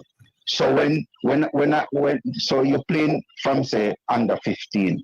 So let's say you reach in the national team. You're playing that style of football from 15 years old. So when you reach to the national team, it's nothing new to you. You understand what to do, how to play ball position, off the ball, everything. That implemented from youth. Whether you make it to the national team or not, is the country playing a system aspect. So everybody familiarized with it. Let me answer this. This team cannot qualify us for the World Cup. Are you saying? Well, it don't. Well, no. I just saying for the future. So I'm asking. Not can this this team. team qualify us for the World Cup? There's a chance. I would say a 75% chance because they can't beat Mexico and they can't beat America and they can't beat Canada. And the three and those 3 teams, have automatical spots, so they wouldn't be participating in the qualifier. So they probably make it. They probably make it. No, but if this team is 75% according to you, that means a team are going good then, man. If then the 75%, I never said. They did better in the World Cup than the last time. Yeah. But I find every time they lose, they play ridiculously and lose. It is always excuse. The coach knew, the players knew. No, Carla. Nobody now find an excuse. Hey, people them are beat. I say coach will fire and the players they're not good. Oh, that are something there. I don't think that is not the majority. Eh? Oh, you know that. What kind of statistical evidence? Because I listening to all the YouTubers are going to all the comments. Tell me what kind of statistical evidence you have, sir. I don't have no statistical evidence. So you can't answer that. But there's well, all right. So, coach, coach, coach, that's a tackle, coach. That's a card offense, coach. You can't tackle the call about his statistics like the man named Sofa score. Yeah. But coach, I don't want to say this. You can't tell me about evidence where you're not averaging. I just want to say this. Carla, I want to ask you this. You have statistics to prove that majority of the Jamaican fans saying the coach should get fired? I did not say majority of the fans. But I said this. The caller is right, though. The caller is right. We're finding excuses. Caterers talked about referees and travel. We're finding excuses. I spoke about travel. I said nothing about referees. I've been listening to I've been listening to Cataract for about maybe a year and a half now. And it's the first I've seen Cataract so softened when he talking about the players and the coach and the man, this is not the hardcore. This is not the hardcore Cataract I used to listen to.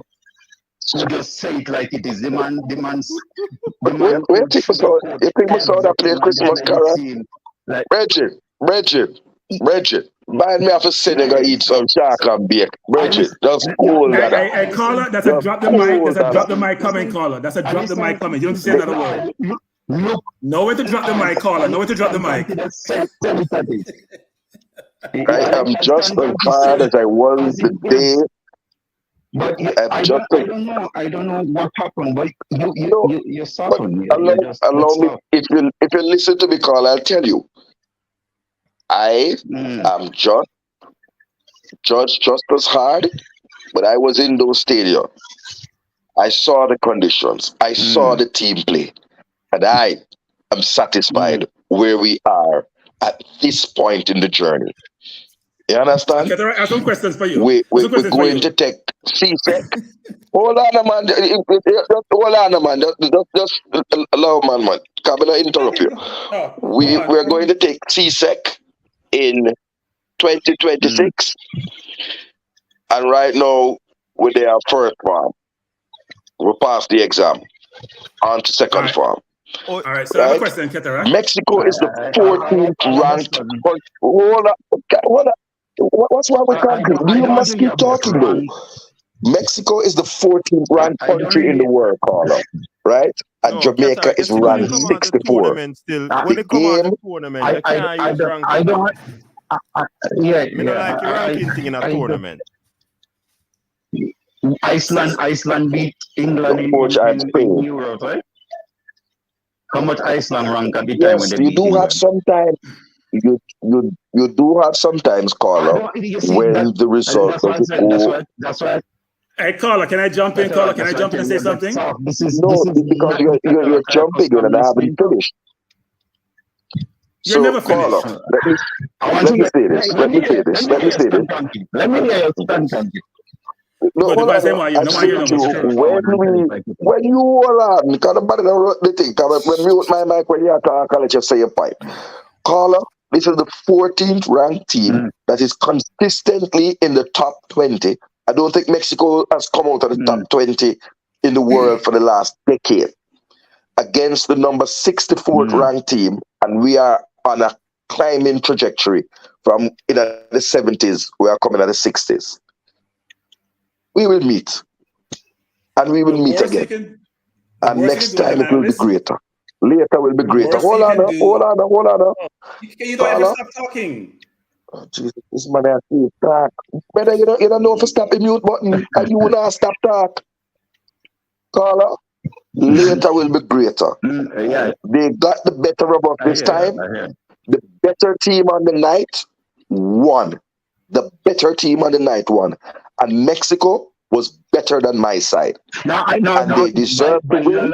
By your logic, it's not the better team winning, it's the highest ranked team, based on your argument. No, I'm pointing out to you that I agree with him. The better team won on the night. Mexico came out ready to play a ball, hit us early, and then stop press way. And it's like we were discombobulated, as we said, disoriented. Everything mashed up in our game. The man them stepping our neck. Yeah.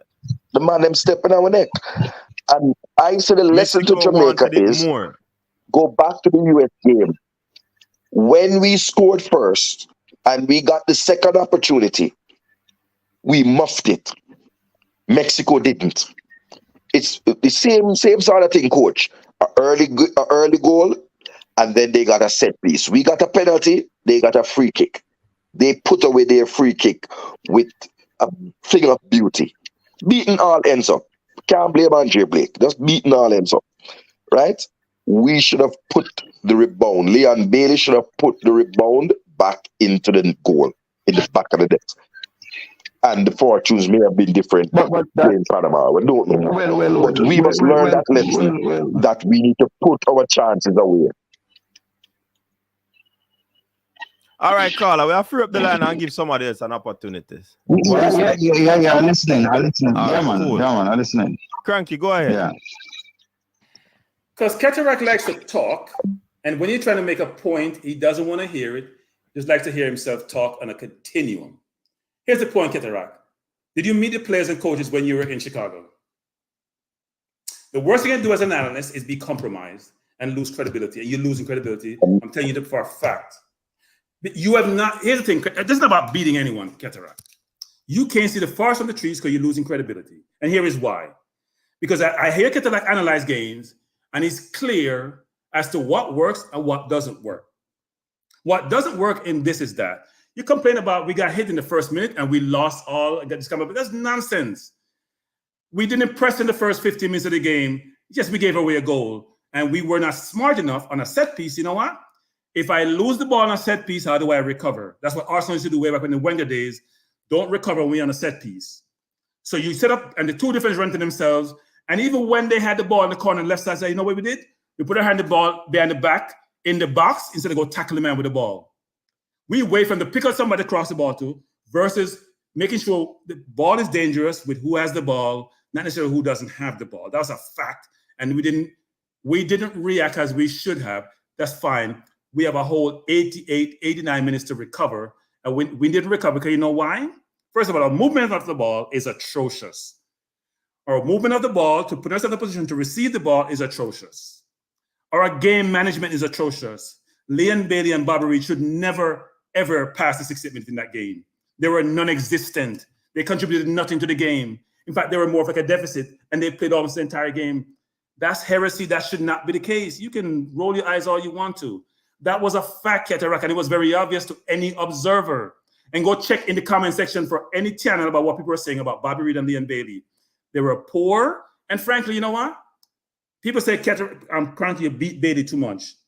I have watched him play almost every single game for Jamaica. And 95% of the time, I'm disappointed when I finish watching him play. Given the perspective on him and his capability and what he's accomplished today, which has been great, playing the Premier League, leaving Jamaica, that's wonderful. He has performed for his country. And to me, he should be on the bench going forward, not a starter. And I will never change my mind on that. Until you start producing on the field, not producing in the press and producing in the bars, then you can't be a starter. Gray came here and played how many games? And I made tournament team first round.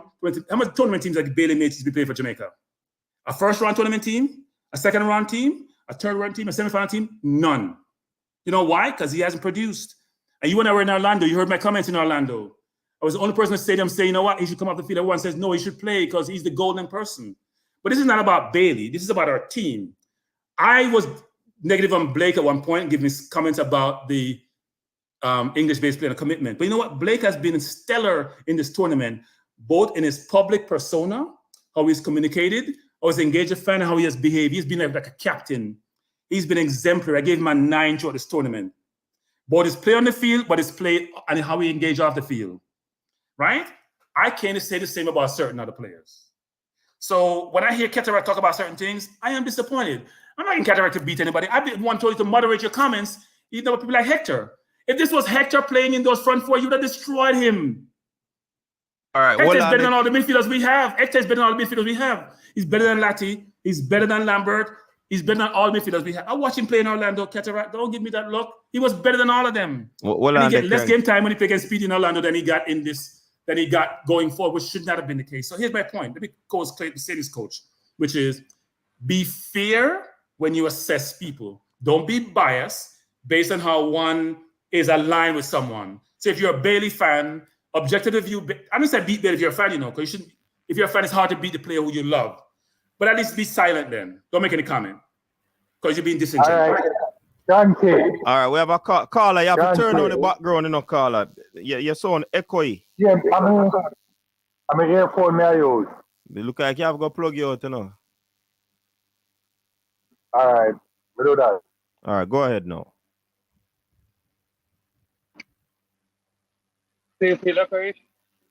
No, man, talk me clear now. If you're not talking, we don't know.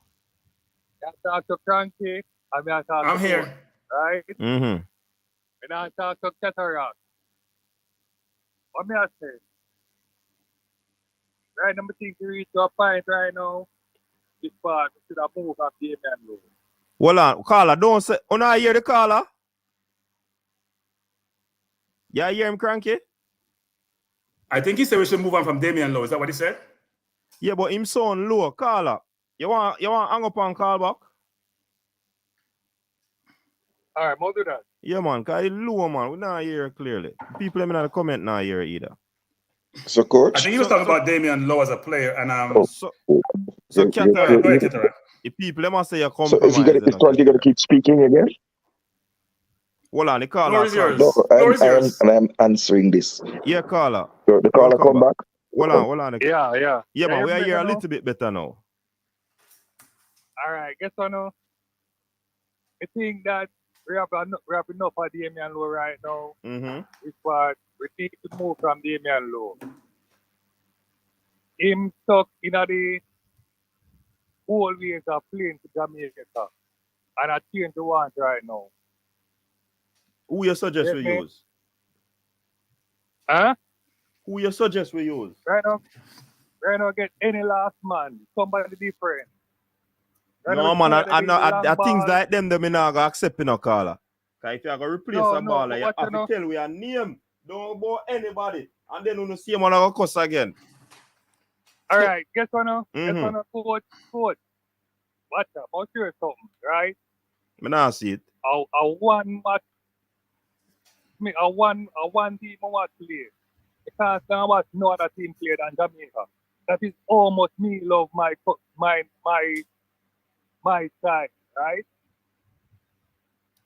And you wouldn't know the baller them more than me, but we need real baller who can play the ball from back and comfortable on the ball. Right? Even alone not comfortable on the ball, no time. So are you saying that he was the issue in the team? Him one of the main issue. That every ball him pick up, as he get the ball, whoop up front. Right? He needs to come play to him right back and left back and can take back the ball and put the ball to the middle. That is one of my main problems. And Leon Bailey needs to go up on the bench. You get me? Leon Bailey needs to go up on the bench. Right now, Whisper play more spirit than him. It's more fighting a Whisper than Leon Bailey right now. You get me? Okay. And Frankie. Bless. Frankie. Yeah, man, he answer. You know, all back fan. Your truth, what they're talking, and but I really like to hear name the player them who get a life to see out of the squad.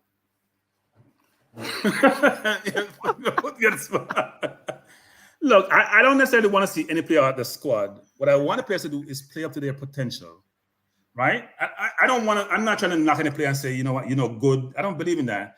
If they weren't good, they wouldn't be the team in the first place. They're good players. The question is, are they at the level to allow us to beat the better teams in CONCACAF? It's okay to beat the Guatemalas who we beat all the time, and the Honduras who we beat a number of times, and the Trinidadians who are really down in football, and the St. Kitts. Our competition in this region is Costa Rica, Canada, Panama, US, and Mexico. And we struggle mightily to beat any of those teams at any point in time. At some point, when do we get over that hurdle? We can't beat Panama. I don't think we've ever beaten Panama. We struggle with US mightily. Mexico, but here's the thing why we were comfortable against Mexico. In case we're talking about this team, a better team, we went to Mexico and should have beat them in Mexico. We walk away saying, no, we can't beat this team whenever we face them. And they had a better team in Mexico than they had at the Gold Cup. We went there, they came from behind twice to draw with us in their stadium where they can play anybody at the park. So we came to this tournament with that same sense of confidence with even more better players because Gray came in the squad. And that's why we were left disappointed, and people don't seem to realize that. That's why we're disappointed because we brought in more better players apart from Pinnock, and yet we didn't get the same outcome we're looking for against this Mexican team who beat us 3 and beat us comfortable. Now here, let me say this. Mexico weren't that good on the night. Go watch that game. Mexico weren't that great. But then better how much than chances they create? Yeah, but how many chances they we. But when they play us court, they normally create 7, 8 chances and we miss a lot of chances against us. when Grant went to the Mexico and was playing center midfield and they battered our goal and scored one late, that's the Mexico we used to. Not the Mexico. Yeah, go ahead. Guess what? The only reason why Mexico look like them better than we is because we're not passing the ball around. Well, part of that is them. Learn how to pass the ball around. Huh? But a Mexico pressing game, you know. A Mexico pressing game caused that, you know. So we not give Mexico enough credit though, Cranky. No, Coach, I agree. I say Carla, as Mike Tyson says, everybody have a plan until they get hit, you know. Yeah. So what Mexico did was they pressed us close and we're not coming on the ball enough to go get it and turn. How many midfielders turn one time in a game? Like how Maggie would do, drop a shoulder and go the other way. When you see that at any time in any game by our midfielders, or even our forwards, apart from Gray. So if you don't have those qualities to get out of trouble when you're surrounded by defenders and the ball is a hot potato when you get it, you're going to struggle. And the ball was a hot potato. That's why you get booted upfield. And when you hit the ball upfield, you know what it is? A turnover. It goes to the opposition with a ball-playing team, and they can rest on offense, and you're struggling because you're chasing them. That's another thing, too. In today's football, people rest on offense, not on defense. So when you're giving them much more possession and you're chasing them, and you boot the ball upfield, you're going to struggle because you're going to get tired. So we have to find a way to change that. But as I keep hearing, I hear more players coming. But I hope those players who come in can keep the ball. That's all I hope. I hope they can keep the ball because this is not acceptable. Is Cranky ever going to stop talking, or he's just going to keep going? He just well, make your final point. At Engop, right? Yeah. What's one more thing at Engop? Yeah, right? man. We watch Panama game and America game, right? And no matter the amount of pressure, when we see Panama commander, them control them ball and pass it around. Right? Yeah. And anything we see Jamaica can hold them ball and pass it around, especially in the midfield, we put up challenge against any one of them big sides. So I'm hang up and listen right now, right? Yeah, man. Respect. Yeah. So, Keter, you want to speak, Keter? You see, I was dominating the conversation. And I was taking up your spot, so it's all yours. So, Coach, I hope we have some time to be able to do justice to things. Because Cranky is just on it speaking things. So here, listen. Furthermore, first of all, I don't know what compromise mean. Because I'm going to stay at team hotel. And I'm with team. But then with me and my ultras, they must stand up outside the hotel whole night. I make sure it's our team all right and good. Big up Mark, big up Neo Sabrin, big up Fabi. Well on the Cataract. Well on there. We have a call online. Carla, go ahead. You do too much introduction. Carla, go ahead. Am I time to talk? No, man. Let the caller go ahead. Let the caller go ahead. You're not saying anything that makes any sense. Carla, go ahead. Now you're the caller there. Yeah, man. Carla, go ahead. Welcome to the show. Okay, Coach. Yeah, I just wanna say, it's about time that we have a serious conversation with the technical staff of the JFF. Because I really think when you look at the four semifinalists, or when you look at CONCACAF on a whole, even at Qatar, they all play a different style of ball than Jamaica. And, I listen to other YouTubers from all over, from the United States and Mexico. And they really think that Jamaica was going to be competitive, they're going to win this thing. And the reason I gave was that Jamaica has the best set of players individually. But and I agree, they have some really good players. But I think the problem is that you have some real good players thrown into a bad system. Maybe system and style. I don't want to criticize too much about the system because that's the coach's responsibility.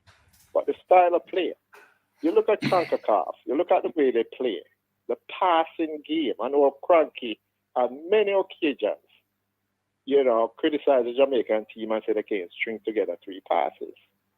No, we have not improved over the years, or we keep criticizing and they come, when you look at the team come back and play the same kind of ball. The only difference this time is that you have some quality players, so it looks a little better. But the style of play is the same Jamaican team.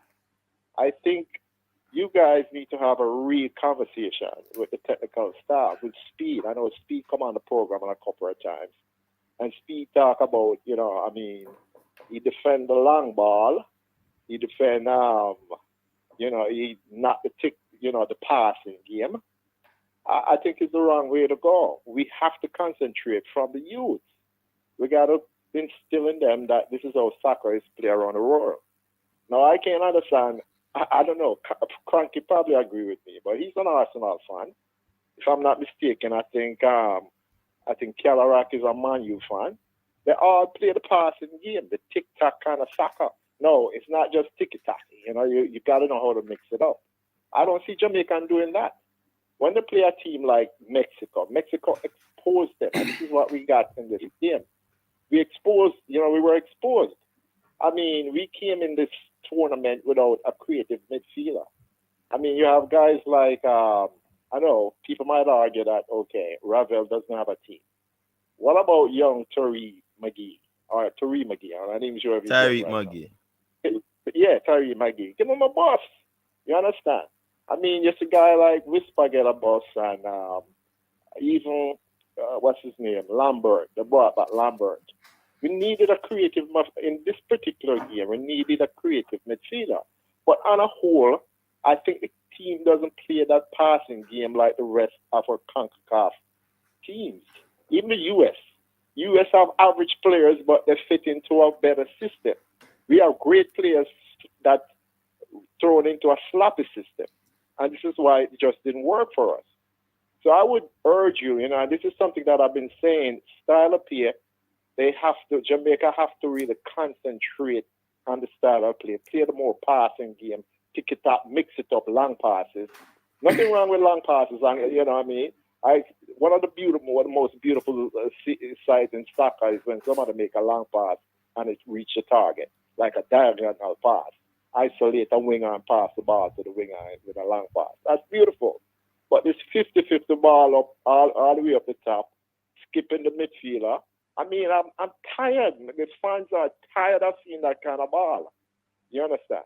I think we have to have a conversation with the technical staff and say, listen, you guys have to develop a style of play, and this is what we want, the passing game. Even if you have to start from the primary schools, I think maybe that's what our problem is. And anyone come in the system from abroad, they got to know that, hey, this is the type of player that we're going to play. And if you can't play it, well, they're not going to make the team. I just want to, I'll wait for a while and listen to your response. All right. Big up yourself, caller. So, Coach, can I jump in for a second? I don't think Jamaica teach people to play long ball. I watch some high school football. I mainly watch when KC play.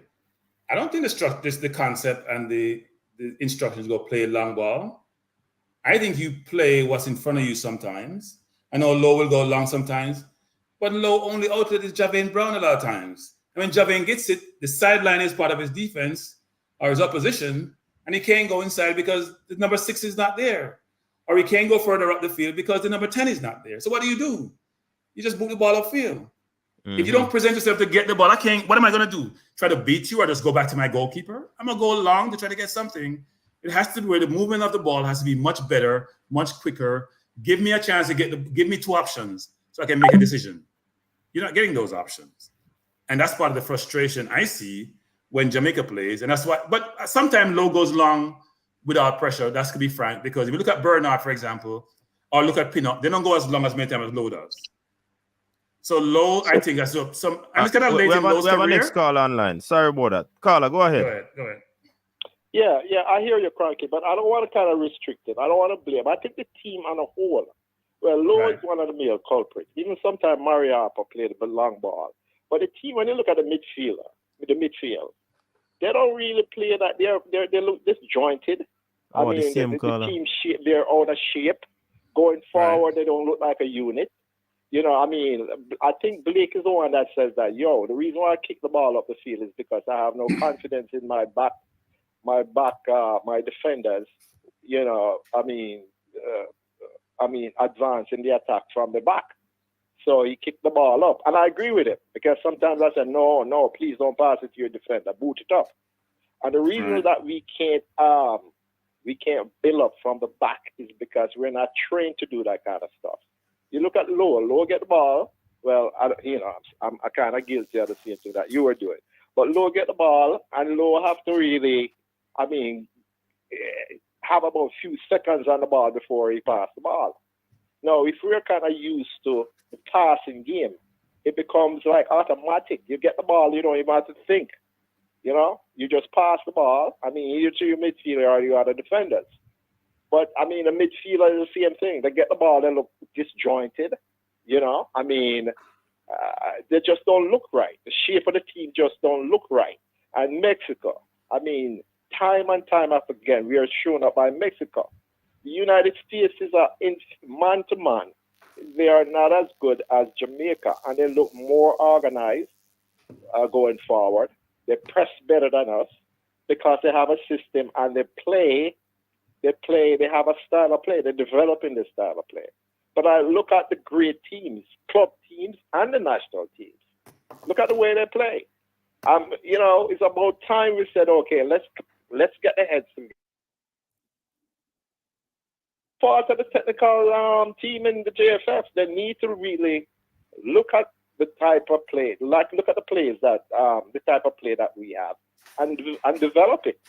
Choose a coach that fits into the type of play that we want to play, not the other way around. So Carla, can I jump in for a second, Carla? Can I jump in? I don't agree with that view. Here's why I don't agree with the view. Two things. One is Bailey, Gray, Latti, Antonio, Reed. They all play in England. Nobody's playing long ball in England anymore. Unless you play for West Ham and playing low block sometimes in games because the team is better than you. People are not playing low block anymore. Bernard. They're not playing kick and run anymore. They're playing short ball, pleasing on the ice football, all of them. So when we say the players and teaching in Jamaica, 60% of this team or 75% were made up of overseas-based players. And in the players who are overseas, the Nicholsons of the world, all those players, they're playing in teams where they're playing much more shorter ball football, not playing long ball. So I don't agree that's the issue. As Coach mentioned before, let's think about the games themselves. When we play against St. Kitts and we play against Trinidad, we have to play no long ball because you know what? We're better than they are. When you play the better teams, you feel more pressure because one is when they have the ball, it's hard to get it. And when they have it, you struggle. When you have it, they press you. If you can't take pressure, you're going to kick the ball on. So I don't think we can say it's the style of play in Jamaica like a style of play. It's more of, are we comfortable on the ball when we get it and receive it to do something with it? Are we moving enough to create opportunities for others? Or we feel the pressure and we just get rid of the ball? And here's my most important point Minzy made tonight. Minzy says, I think Minzy was probably saying, you're not sure what formation we were playing. That's basic in football. We don't know what formation we're playing for the entire tournament. I have no idea. I thought it was 4-2-4. But if somebody can definitively tell me what formation we were playing and we adhere to in each game, your guess is as good as mine. Look like 4-2-4 to me. Some people say 4-2-3-1. Some say 4-3-3. He's talking. He's talking. Okay. So, Coach. I hear what you're saying, Frankie. But I also have a problem. Coming back to what you were saying, I don't want to kind of get into the debate English versus the Jamaican style, because I think the best 11 should be on the field. But when you look at all these players that you name, they know exactly. They might play in a team that play sort of short passes. It's like an evolution. These teams start playing the South American style or the tick-tack kind of ball. But these players aren't really known for combination playing, like Bailey.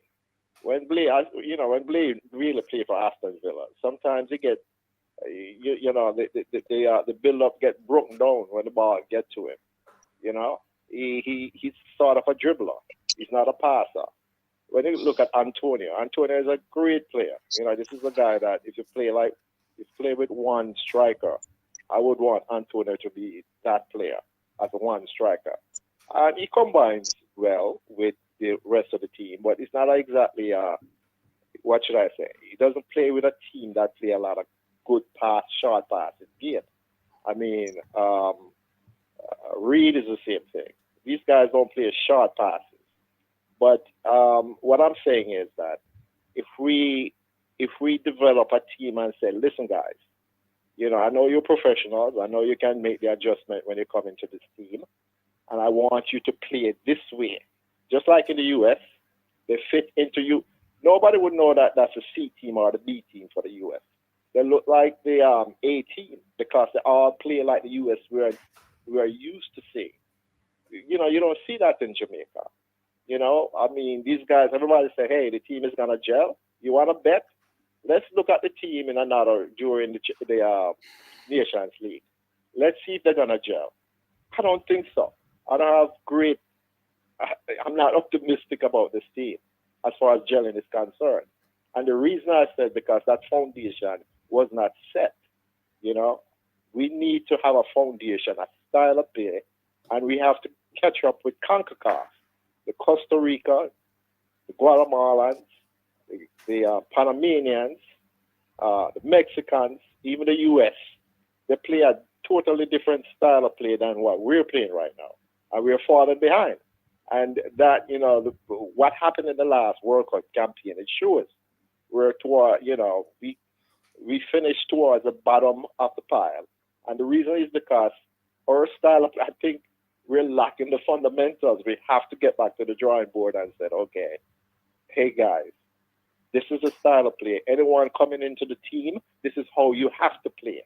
And not just, when I said anyone coming into the team, that includes the coach. We gotta have Paul Hall towards the end of his tenure. Paul Hall got the team playing, looking okay. He wasn't getting the results, but they were good looking forward. They were playing the passes well. They were playing with a creative midfielder that was Ravel. You know, I really think that not unless we get going to that direction before the team is gonna start looking good like a team. But the coach, I don't want to blame him. Yeah, he has his method and his philosophy. But I don't know. It's different from CONCACAF right now.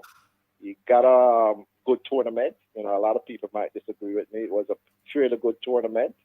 But I'm not sure if this coach is the kind of coach is going to mold us with the, you know, with that fundamental way of playing soccer. Anyway, that's my thing. All right, big up yourself. You guys can comment. So Coach, can I just say one thing, Coach? No, you can't jump in. No, you've been jumping in for the last half an hour. Coach, I can't sit down here, man, a day with my side, so. Coach, the way that some fans are talking, including Stan Kroenke, make it sound like Jamaica has been knocked out in the knockout stage of the game of this tournament. So rather than a team stage, that exits. so the knockout stage, once you reach semi-final, then knockout. The man make we look like we come out from the group phase and not have made it to the semi-finals as one of the 4 best teams. No, we don't play nobody, Cataract. I put my mic on mute. I'm one. Coach. Cataract, we don't play nobody according to them. No, Coach. You play the team in front. You play the team in front of you. In 2022, we had to play Suriname and I think Guadeloupe, who are also ranked in the lower echelons of the thing, right? And we floundered. We didn't even flatter to deceive. We were hanging on by a thread against Suriname and Guadeloupe barely get a thing in, and then we lost the final game in the group stage. Coach, I give my team an 8.5. I am optimistic. I don't know what kind of gel the virgin I use, but most of the gel with the girl that I use and paste down the front of them baby here. But this team will gel, Coach, and it will come good because the signs are good. This is the start. This is not the end. This is the start of a project. I mean, no, so some man would have been some like a shaky warrior in a Zion and like coward and like an damn red fruit. Better than stand up with the team. Allow the team the latitude. Remember, coach, I tell you, say, nobody have to give them the whole of this year at the Nation League. Just work on yourself, whipping yourself into a family and a team. If I go through in my honest assessment, coach, and I'm going to take my time, because Cranky been chatting, I start with my goalkeeper, Andre Blake. For the tournament, I give Andre Blake overall for the 5 matches.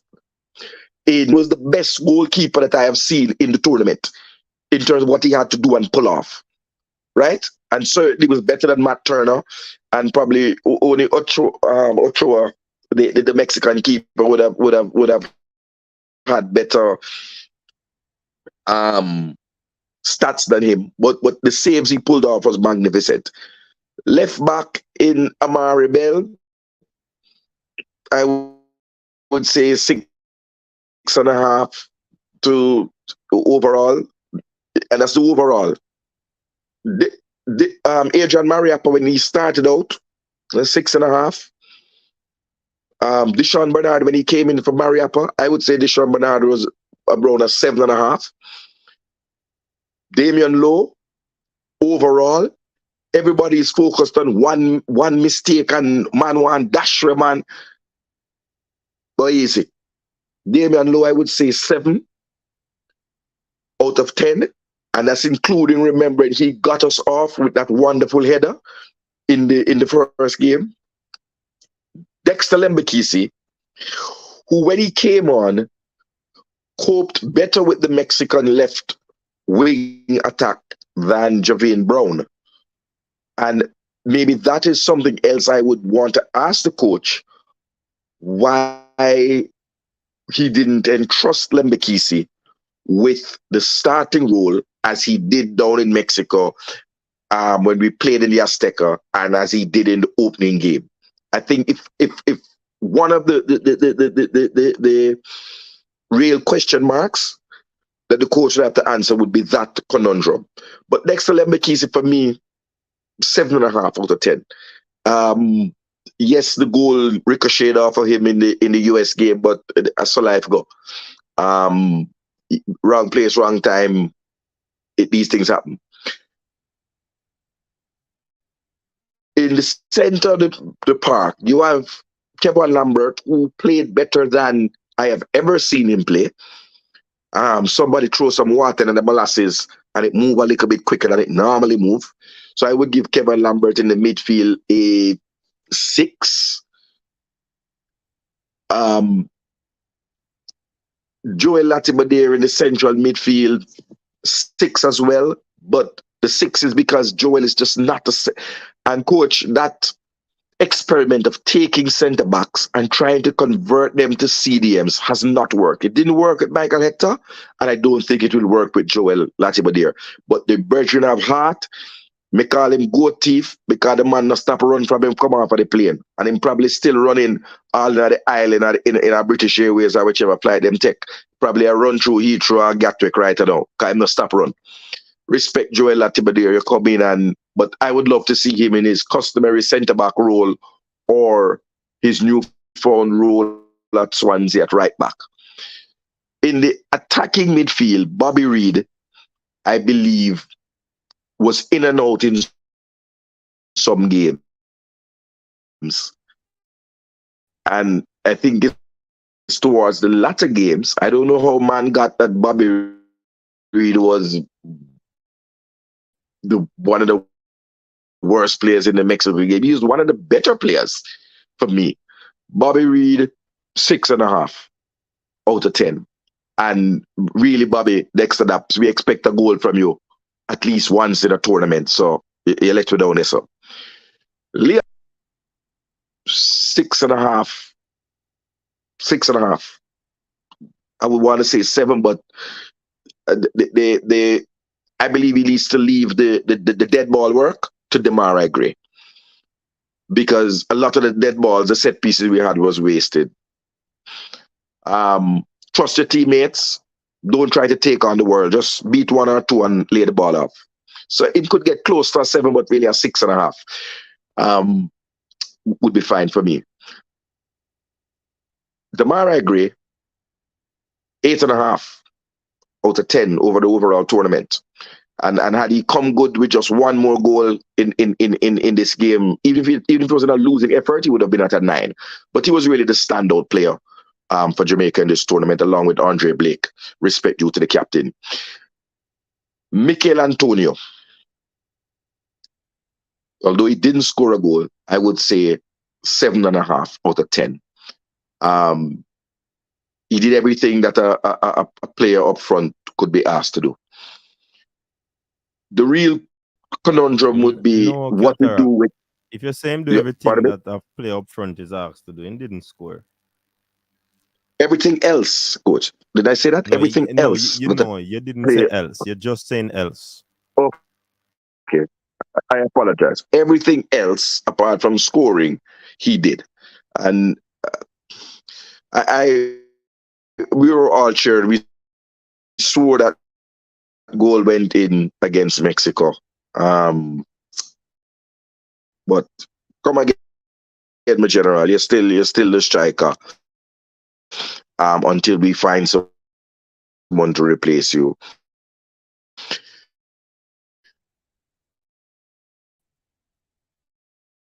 I think the player that would rightly say they got a raw deal would be Daniel Johnson, because I think by virtue of his performance when he came on, for me, Daniel Johnson would always be knocking for me for cam position, which is his natural position he plays for Preston. Dujan Whisper, 8.5 out of 10 for the cameos that he came on for. He did what a player can do in 10 minutes.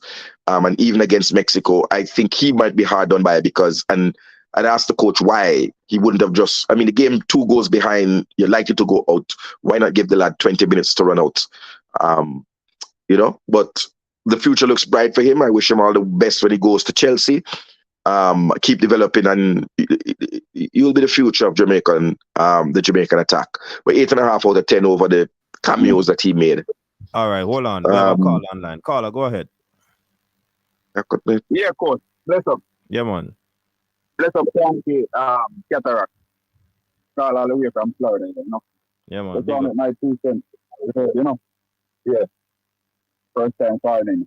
My thing is that I think we need some better players who can play under the high press. If we ever compete against like Mexico or US, because a lot of these players, as soon as they get high press, they go to safer route.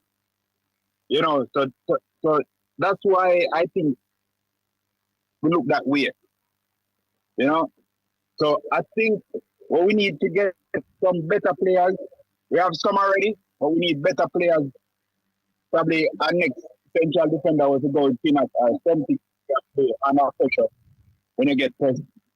And probably a right back and a couple of the missing pieces, But overall, this is the first competition for the coach, and I guess in doing assessment them, and I think he know what he needs to do, and I think he'll be recruiting, to find the missing pieces. All right. Hello? That's it? Yeah, man, that's it. All right. That's all my input is that, if we look good against, Trinidad and 10-6 and team that were in a high press. Mm-hmm. You understand? Yeah, man. But in order to compete and to beat, the better teams in a country, we have to find players that can play. Because them got a pressure. And the man never will come. Yeah, man. All right, real talk, Florida, man. Yeah, respect. But Florida's not far away, do you know? It's really Kingston 21. West Palm Beach. All right. Yeah, Palm Beach. North Military Trail. Big up for yourself. North Military Trail, I'm a family them. 45th Street. 45th Street of Military. I'm a place. Big up yourself. Riviera Beach family. Big up for yourself. All Yeah, right. man. Bless up. Stay safe for that, Gideon. So, coach, I was just completing. That's my overall assessment. I think the real low points for me was Shamar because I thought he would have. I mean, okay, he wasn't kicking the ball away into row Z like he was doing in 2021, but Mhm. he got chances that he could have put to bed. And I'm talking against the minnow teams. Corey Burke just does what he does, which is run around. So both of them for me were the lowest standing players, and I would have given them 4 out of 10 each. And that would have been my roundup. John Russell, when he was brought on, I don't know what's happening in training. I watched the training. I don't know what the coach is not seeing, why he didn't trust Russell. Even after he scored a goal when he started, he just wasn't trusted to come back on the field. I don't know. So I can't be the judge. But I want to say this, and I'm going to say it before again. you say it, you remember your point. Caller, welcome to the show.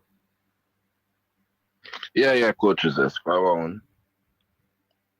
And Cranky and Catara, big up yourself. Big up yourself. Yeah, man, you're hearing me clearly, right? Yeah, man. All right, I have a question. And at what point?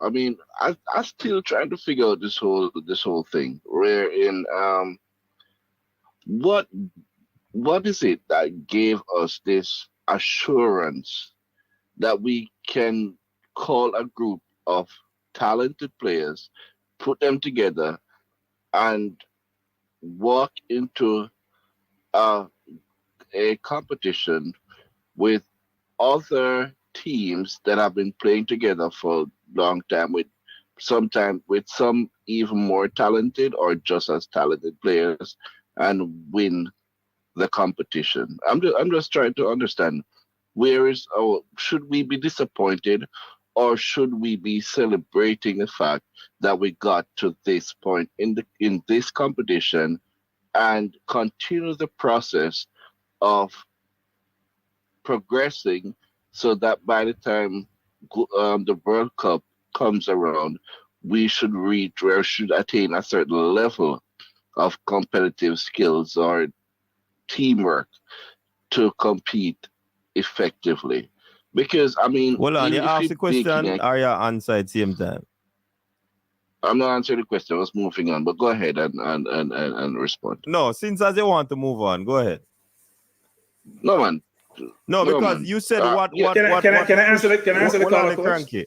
Me have a point I want to bring back to you, caller, because when a team go into the World Cup, you have European teams that are equal or even some better than some, and you have South American teams that are better than some, and yet still some people believe that they are going to the tournament to win the tournament. So nothing is wrong with having a high stake. For me, if you ask individually, no, I guess for me, I am not disappointed with what transpired because I didn't see the team winning, to be honest. I hear a lot of people saying it, but me never reached a stage yet. If them did win, me celebrate with them, honestly. But me not disappointed. So Cranky say more a piece side. Go on, Cranky. Andre Blake, Lowe, Mariappa, Javane Brown, Bobby Reed, Leon Bailey, Nicholson, Burke. I think all those players were part of the World Cup campaign, weren't they? This notion that this is a new team is a false notion, isn't it? This notion this is a new team. Weren't all those players part of the World Cup campaign? Yeah. All those players that you called. I thought they were, and they played a lot in this tournament, didn't they?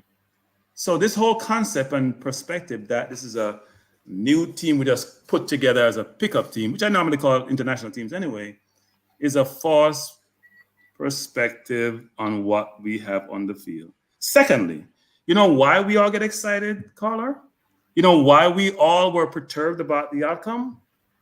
Because, as I call them, we have 4 3/4 Premier League players in our team, most of them starters. I said 3/4 not to denigrate anyone because Lamborghini only played a few games and Marbella is there now and he hasn't played in the Premier League yet. That's why I said 4 3/4 because those two are going to play next year. So if I have those players in my team, and by the way, when Pulisic, Musa, Reina, Whale, newly Balagan, Des, Robinson. You know what I'm calling? US starters who didn't play in this tournament, who played in the Nation League and who dominated. You know why they dominated? And we know we're excited because we thought our 4 Premier League players and the 3/4 would have come here and exhibited the same qualities those 7 players exhibit when they played in this tournament. That's why we're all disappointed, because we thought our 4 Premier League players, plus the other ones who think are close to the Premier League are now getting their feet wet, would have dominated and would have gone to the final and probably win it. And they had the same confidence that we had before we got here. And I keep repeating this, they only scored in 1 game, people. The four Premier League players we talked about. Gray was good. Don't get me wrong. Gray probably got an 8. But I put all 4 in the same box because some games he didn't turn up as well. And I can't believe that Cataract, who I used to respect his views on things, I am flabbergasted. I'm shocked. I'm bewildered. I am hurt is one of it, because I thought he was an objective, independent analyst who provided a view that wasn't skewed. Oligarchs and what we call him. Tell me one rating that I have given. Yeah. Tell me the rating that I have given that you disagree with, and we don't want to call a moment. Yeah, go ahead, caller. I'll just say one thing, caller. It's not about rating. It's about you're happy with everything that transpired through this tournament. Go ahead, caller. Well, good. I mean, all right. The thing about it, what I was looking at, all right, I can only speak for myself, apparently. I was not extremely optimistic because I know this is a new coach. He's trying to implement whatever culture, whatever system that he has in mind, or while learning about the players, all these things are being put into place. You understand me? So I wasn't extreme. I think they did relatively well. I think the Mexicans, they have their established system that regardless of where the players come from, they normally fall into that. We have not established that as yet. So I don't think it would be wise of me to be overly optimistic. To me, as far as I would put it, as far as being a little bit idealistic, to think that, we're just going to walk into a tournament and walk out back with the trophy. You understand me? Especially with the results that we have been having against Mexico over the years. You understand me? So, and as many of the critics pointed out, that even though we have individual talents, they have been playing as such as individuals. So I expect that over time, these individuals will now gel and become one. As I said, a chain is only as strong as its weakest link. So I think for now, we should not say we don't criticize, but at the same time, be measured and I mean, encourage them and see how best we can enter the Nation League and the upcoming World Cup competitions. And see how best we can. Really, I try not to be too negative. So I'm not saying that, and I'm not accusing anybody of that. So, but there has been some things coming across to me that which I'm not too, impressed about. I just think that they did an okay job, and it should be at least be, celebrated to some extent. All right, that's it. Yeah, man. Big up yourself. Cool. Yeah. Respect, caller. So I was attempting to challenge Mr. Cronky. So, you're not going to challenge him right now, Qatar. One more call for the line. Welcome to the show. And the next one I call in. Good night. You wonder, they have to do it quick. Our next one, they behind a call, Yeah. I assess if you calm down and look into the bigger picture. Some people are win Gold Cup, I World Cup more on the side. Some want to give the coach time to be inside and getting the right players on the side. First of all, the coach, we know say football not play without midfielders. Midfielders we can handle the ball, pass the ball, move in a space, go calicky for the goalkeeper, calicky for the defense. We need them the type of midfielder there, with hard working midfielder. So on one or the two, we need both of the type of midfielder in our team. And Bailey, I'm a baller, but Bailey have to fix up. My baller still coach, but he have to fix up. Bailey a play with like a hot potato there in foot when he left on the ball. No, sir. That not gonna hurt. You see me? And Damian, brother, when you have a ball in a channel, so the forward can go run it down. You play long ball, wrap up with the two defender about the man. No sense. You play the long ball in the channel them. Wing back them gone. I just say you have to play the long ball and yeah.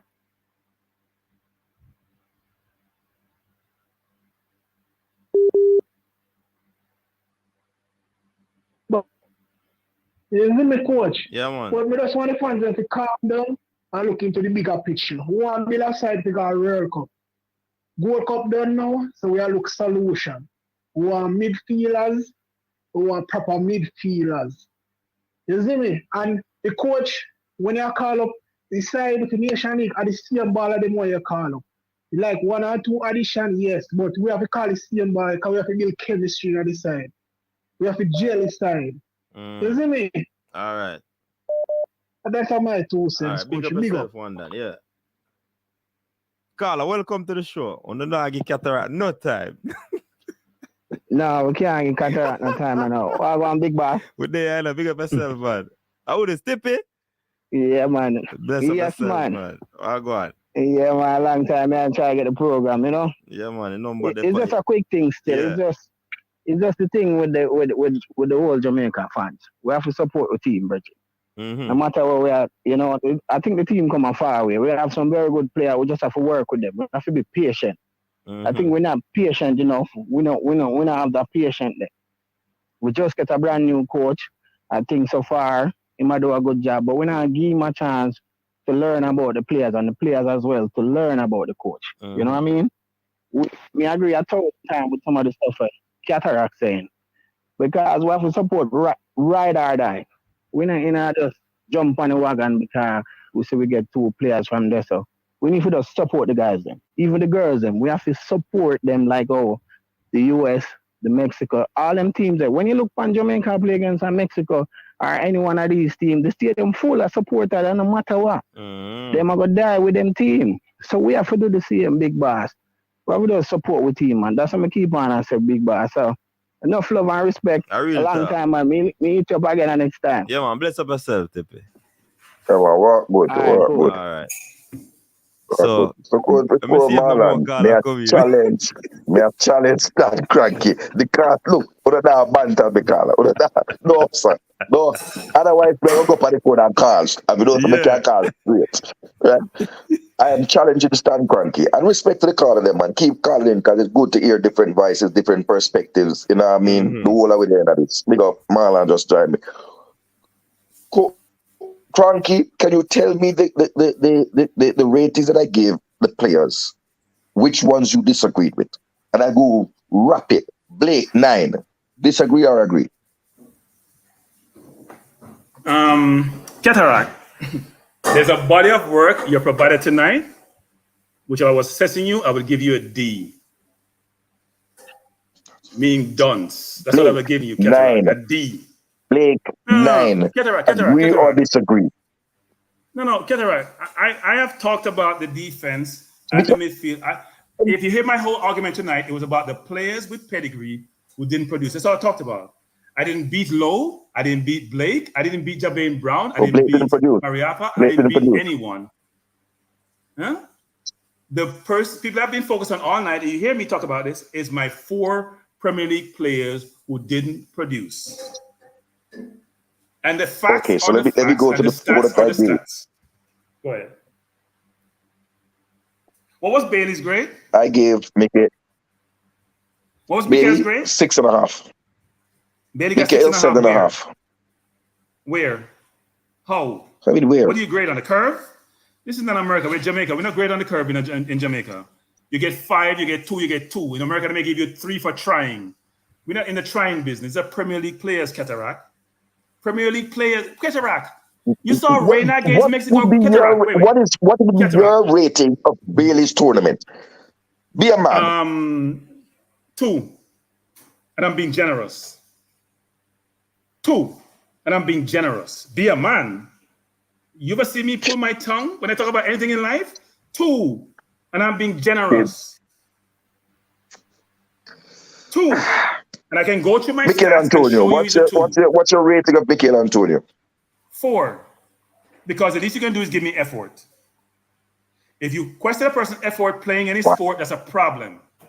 4. Wow. Didn't score a goal through their tournament, had 1 assist in the game, didn't turn up against Mexico, didn't turn up in Guatemala, didn't turn up against Mexico, US. Bailey 2, 4. Antonio 4. Yes, Bobby Reed 3. Bobby Reed 3 and Demarai Gray? In fact, no, Demarai Gray 7.5. No, 7.5. Yeah. Really Marlon. good tournament for his 4th tournament. The reason why I get 7.5 is because some of the other games I watched in, like the US game, didn't come back and defend as much as I thought he should to help his left back out. Or if he played against Mexico, he tried. He could have gotten an 8 easily. He tried. But I try to be fair with my grade. Hold on. Bernard, 7. Wait. Let's just stop at the top 4. Just let top of the top 4. No, I'm not stopping because you Could gave me grade for every player. of the top 4, please? No. Could you give your grade? I just want to show you how delusional you are. How delusional you are. Marlon, could you just grade the front 4? I can live with that. Huh? Can you grade the front 4 for me, please, Marlon? Just give them a rating. Go ahead, Marlon. Go ahead. Marlon.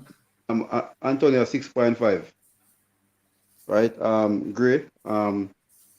I give him an extra 0.5 for first time playing in CONCACAF. He adapted himself very well. Right? He was the one that really looked the standout player on the field. He looked like a Premier League player. If you're a person who walk in and see them playing on television, or walk into a stadium and watch, you could tell that he's a Premier League player out of all the players on the field. So he get 8 for me. Bobby 6. Right? Didn't really produce on the attacking end. Right? But if we talk about, so is he an attacker, Marlon? Is he an attacker? He's an attacker, but he end up doing more defensive. No, Marlon. Must you keep speaking? Must you keep speaking? Marlon, speak. I'm talking to Marlon. I'm not talking to you. Marlon, if he's an attacker, you interrupted the question I asked him. So Marlon, if he's an attacker and he's producing an attacking end, how does he get a 6? That's more than a 5. That means it's better than okay. Well, if he's an attacker and he's producing an attacking end, then how did he get an attacker? He's not a defender. Well, go ahead, Marlon. Go ahead, Marlon. Go ahead. If I think the best game he had was the Guatemalan game. For me, did he have an assist? Did he have an assist as an attacker? Did he have an assist? Well, Cranky, he was very instrumental in that midfield going forward. No. Marlon, just answer my question pretty quickly. Did he have an assist? Did he have a goal? He didn't have a goal. And he's an attacker? Really? Okay, go ahead. And Bailey. What was he attacking? Go ahead. What was he attacking? Bailey 6.5, right? 6.5 had a goal. I think he was probably the person, and when I say the person, when I see Pulisic, Timothy Weah, they came here to come to play in CONCACAF, they deliver. Alfonso Davis come for Canada, they deliver. Lozano come for Mexico, they deliver same way. Even Joel Campbell, 32 going on for Costa Rica, when he comes, he delivering. So Bailey. Marlon, I'm gonna stop you for a second. Marlon, I have to well, I'm glad you stop him, Cranky, because we have a caller. Caller, welcome to the show. Marlon, 5 is average. Yeah, man. 5 is average. Man, coach. Big up yourself. Yeah, man, big up. Good night. Yeah, man, big up the panelists. Call from London, Ontario, Canada. Bless up, caller. Yeah, man. Well, London, Ontario, Canada. Come on. Yeah, man. Which part of the world that? Toronto, man. Yeah, it's not like that sneak across a border, brother. You have London in Canada. Okay, my bad. Because I don't know that. You have to get back your money for the man that will send you off for it. Yeah, outside of Toronto, you know? Okay. Yeah, man. We just have a 2 things I want to say still, because when we really check how I go on with the team, it's not like the people them not really support the team, them support it, but at the same time we're disappointed because a long time we not really get nothing to cheer about, man. And it's like when a man watch West Indies cricket and hear them say them a turn the corner. What kind of corner them a turn? I mean, I see nothing. Something mafia go on for we can say, boy, yes, man, something go on. But when we really watch the team, the man then get weak, Virgin, we not see the fight. If the man them they fight and lose, we don't feel better, you know. But we don't see no fight in our semi-final, Virgin. Yeah. You know, so that them say Renee Simons I say, he want we support the team, you know, but he need to see more fight. The warrior thing need to come out in the Reggae Boyz them. So yeah, I see the same thing like with Renee Simons I say. So, coach, how are you going to see fight when Stan Kroenke agrees with leaving out the number one fighter, one of the number one and number two fighters in the team? No, I mean, I'm not fighting. I want goal score and goal preventer. So I'm not focused on. I don't want to fight. I don't want boxing match. Me want to win game. Yeah, I mean, I'm not boxing thing, but no fight. Score the goal and don't allow the goal to score on you. I am happy. That's all I'm focused on. Go ahead. Go fight. I'm not fighting thing. Yeah, man. It's just a term still, but at the end of the day, I understand, Carla. When the man, yeah, cranky, cool. Yeah, man, it's like the next thing now when the man say, boy, the man kick out the ball. Look when the defender them have the ball. Look who are come to the ball. Who you give the ball when the man stand up behind a man. You have to run out. You have to run in a space. Who you get the ball if you not compete and put yourself in a space. So at the end of the day, it's a team thing. We can't pick out 1 and 2 man. None of the man them not play no ball in the semi-final, Virgin. That me say. And the only challenge man them get, and the man them feel. And the only challenge. Because every other team when them play before, they should win that game with ease. Hey, the Reggae Boyz weren't ready for that time, man. Rewind that game there. Yeah. We never heard it. The man them, listen, man, Mexico catch a man with them pants down on their knee, man.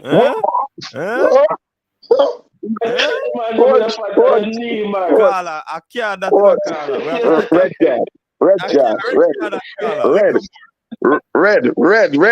Red. Carla, welcome to the show. Yeah, coach. Oh, go on. Bless up yourself, man. Yeah, man. They're back in the place. See? Big up to you, man, in Pani. Big up. Yeah, big up yourself, Soldier. Best baby father. Yeah, man. The Jamaica team coach, they never ready. Never ready team for the squad call out. Eh? Hey, man, they never heard it. Yeah, man, for the squad call out, man, me tell you from day one, say the squad. But they are Jamaica. No, hold on. They don't want me to say the same thing when you think me not say that. When me say the man, they never ready, me I said they never ready for that Mexico game there. And that me I thought funny. Well, funny squad. Funny squad, the man, before they go, me say to the man, say, this team now past semi-final, you know. So you put them so far? Where they get, hey, yeah, man, because why me put them that far? No, why me put them that far? It's a team where they get me know them America all every group, but me know who they now get in a quarter final. And when me see who them get, me and Sushan this week we are going Malta go because Sushan I got Malta most next week go play. So me I tell him say, boy, this team with that Jack Sall and a man beat me say, boy, them all win. Me say win with part in them pants. So you don't me never see a Jack Sall. I'm a them not the Jack Sall, the next man. Me the Jack Sall win. Day before yesterday when Windsor play against this team and double that they are Jack Sall, man. Premier League me go watch, man. The Premier me no watch Canada League. No, me never watch the Premier League, man. Because me tell you, I come at Charles, you know. So me no see you. Remember me tell you, I come down. Then me tell you, Charles. Then me send some picture make you see me pan stadium field, man. All right, sir. You know. Mm-hmm. So me I tell you, say when me look now, when me a cataract, them a call out son name. So my man in call never pick. You see, I whisper if you going out and score a goal, I whisper if you go I Panam game, you know. Because if you okay, man, and now pay him 2 minutes and 2 minutes a game, make him go I Panam go play Panam game. But Soji, make him go I Panam in the under 20 game. Soji, Man, you move like a wagonist, them, you know. You did say all of this when the team pick Soji. Of course, we say that. See, Ketera can tell that same say which pan him to go. No, man, we not talk about whisper alone. We are talking about entire team. You ain't say team no good and then already. Yeah, of course. No, it never tell team. No, it never tell team no good. Here we get called, don't get called. Me say P team no good, man, because me say wait, eh? No, he did. No, man. He did point out, I think, two answer player. Andre Gray. Me, I did talk, and he did talk about Jamal Lowe, and then the coach he said Jamal Lowe decline. Right. You didn't say Andre Gray and Jamal Lowe. Daniel, I mean not talk about Daniel Green too. Remember, I mean not talk about Daniel Green too. Yeah, but me tell you, say Daniel Green there here, ja. He just go and fuck some shrimp chow mein. Yeah. But he might pay only per match because Paris, look a bit how much Paris pay for him and him in a squad. And then man they are playing a score goal left, right, and look here now, Soji, man got World Cup in a man and man got final and some man not getting a game in a man. Of course, no World Cup a different situation. I saw tournament going on, man. Remember I say it but was Soji, try to build a little chemistry. So if he might go play the same team over and over, I don't want to cut and change every minute. No, but when man so you have to look on that too. What the man tell me say? Hey, you see Mikel, you see I want him to tell you, you see Mikel Antonio, me say he might do too much work because he have no him and then help him. He might pay too much place and he might work too hard. Because one the midfielder we can give him because true now no midfield for the ball making us score goal. People say man not committed and look how him play. No man, nobody could say man no committed. Then who committed like him?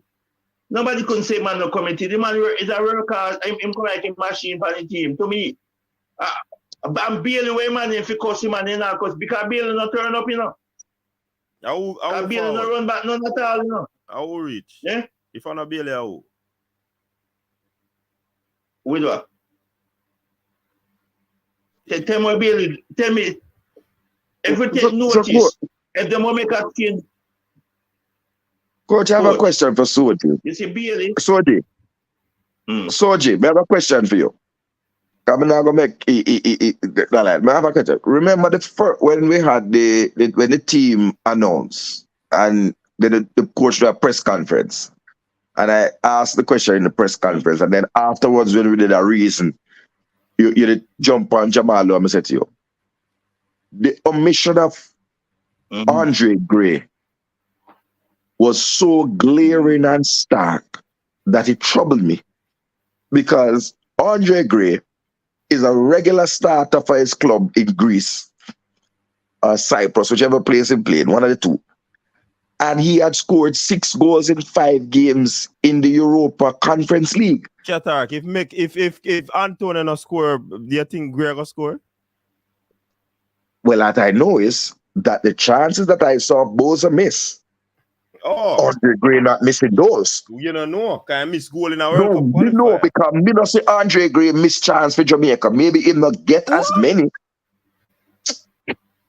You say Andre Gray kick a chance for Jamaica. People only not see Andre Gray miss goal in a World Cup qualifier. Nobody not talk. Well, yeah, two black. I have seen him miss goal. I've seen him miss goal in person. Of hey, course. Coach, I've seen him miss goal. I've seen him miss goal in person. Blast it over the bar, blast it wide. And Qatar was at the game with me too when he blasted the ball wide. No play that. Hold on. You know what I'm going to coach me tomorrow night? We're not there tomorrow night, but you know what I'm going to do? Because with the Qatar, they're Aki Walk and Jake Jackson to where they walk tomorrow. Promote where you go there, man. Yeah, man, the promoter me go there. The man who want hear some nice, good juggling. Just forward the Aki Walk for the good one love and peace between Aki Walk and Jake. But listen, me tell you something. Coach, look at the percentage of chances that Boza misses to the percentage of chances that Andre Gray misses. Me not make a comparison because you know Boza there ahead. So I had no problem with Boza being in the squad. I had no problem with most of the squad. I had no problem with everybody's going to have 1 or 2 players that they should be in versus should be. No, I just thought around the fringe. I just thought the fringe thing. I thought Kaim Paris was a luxury that we didn't need We had Whisper as a winger. We had Bailey as a winger. We had Damara Gray as a winger. I didn't think we needed 4 wingers. You know, when a coach give an opportunity, you gotta take it. And Kahim didn't take his chance when he was in Australia to get a chance to take it. Didn't grab it with both hands. If you get a chance, you're on the fringe, make it hard for the coach to drop you. He did make it hard for the coach to drop you. He did make it hard for the coach? He did not make it hard to drop him. No, I thought the squad was named before Austria. That's what came out. That if But no, we're talking about playing in the tournament. No, we're talking about playing in the tournament. We're talking about playing in the tournament. Okay. Right? If you don't grab it with both hands, then you have given away the opportunity to be presented. But go ahead, Marlon. None of our wingers. You have already for a while, brother. Yeah, yes, we have 4 wingers there, but none of them are persons who go down the flank and put in a square. And that's going to be one of our biggest problems, right? You look at Panama, right? You see what Panama do with Panama side. He set up Panama and he have 3 good centre back. So what I'm doing, put all 3 of them on the field one time, right? And turn in left back into a winger now. As Eric Davis, as soon as he get the ball up on her, if a half line him a swing in the back same way, right? And that's why they're very, very, very dangerous. If you compare the teams, even the game against Mexico, we nullify Mexico by putting the squares. Mexico, we had more squares attempted square more than Mexico. But Right? Marlon, people don't miss why people are disappointed. Panama made the final, Marlon. That's why Jamaicans also look at that and say, you know what? It's not the big 2 anymore. Because Panama broke that whole stronghold they had. Yeah. Started, me and Yan Catter the same Friday night. And what did I say? I said I have Panama as the second best team there. Me Frank, if Jaime Lozano didn't take out this Mexico team, they wouldn't go nowhere. Right? Because the players they weren't playing for him. But I said it. I said it to JD. I said, guess what? Lozano coming now, all these players come to the under 20 as a coach. So it's easy. He might influence our company team big time and you see it. I said Panama was the second best team, USA the third, and Jamaica. A lot of person got overconfident because of the front 4 we have. But as a team, Panama had the biggest functional team there. And Marlon, I get a lot of grief because people think I am condescending and all sort of terms to describe how I present myself. But the point I'm making, Marlon, is this. And you hear me say this numerous times, right? When I see the players from overseas, like Lozano you mentioned, all these big players come in, they dominate. They don't just play well, they dominate in these competitions. So if I have 4 Premier League players, I expect them to dominate, Marlon.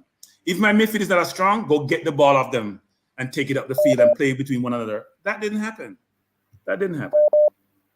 So, we're going to take our next call here. Yeah. All right, bless up yourself. I said before you go, brother, Yeah. me say whisper figure neither. Yeah. All right. To take care of the program, Marlon, and big up yourself. Big up.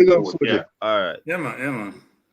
I don't agree. I was fine with Whisper going. I thought Whisper showed better than some of the front 4 did, actually. Coach, Cranky, you hear what the Mexican coach said? The biggest thing was not making Jamaica set until that early goal and getting a goal 82nd in the game. Thank you, Marlon. I kill we have. Carla, welcome to the show. Yeah, man. Yeah, man. Greetings to everybody. Yeah, man. Bless up yourself. Enjoying the show as usual. But yeah, man. I have a couple of points, but I'm going to begin with some questions because I don't get a chance to watch a lot of English League. Mm-hmm. I try to watch a little of it when like if a Jamaican player is involved, right? I'll watch. But I don't get a chance to watch a lot like you guys. So I'm going to ask all your questions, Who takes penalty for West Ham United? Anybody know? Is it Mikel Antonio or somebody else?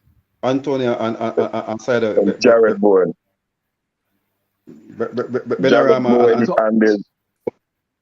Jared Bowen takes penalties. Antonio, and they think there's a midfielder that takes a penalty too. Benarama from all right, so Antonio is one of the penalty takers for West Ham, right? That's what you just said? Mm-hmm. He's one of. Yeah. All right. Who takes free kick for Everton? Is it Damari Gray when he's on the field? Damari Gray when he's on the field. Damari Gray and Okay. Does Leon Bailey takes penalties or free kicks for Aston Villa? No. No. Ollie Watkins. Okay. Nothing to do with those things. Nothing to do with the ball. Free All kick. right.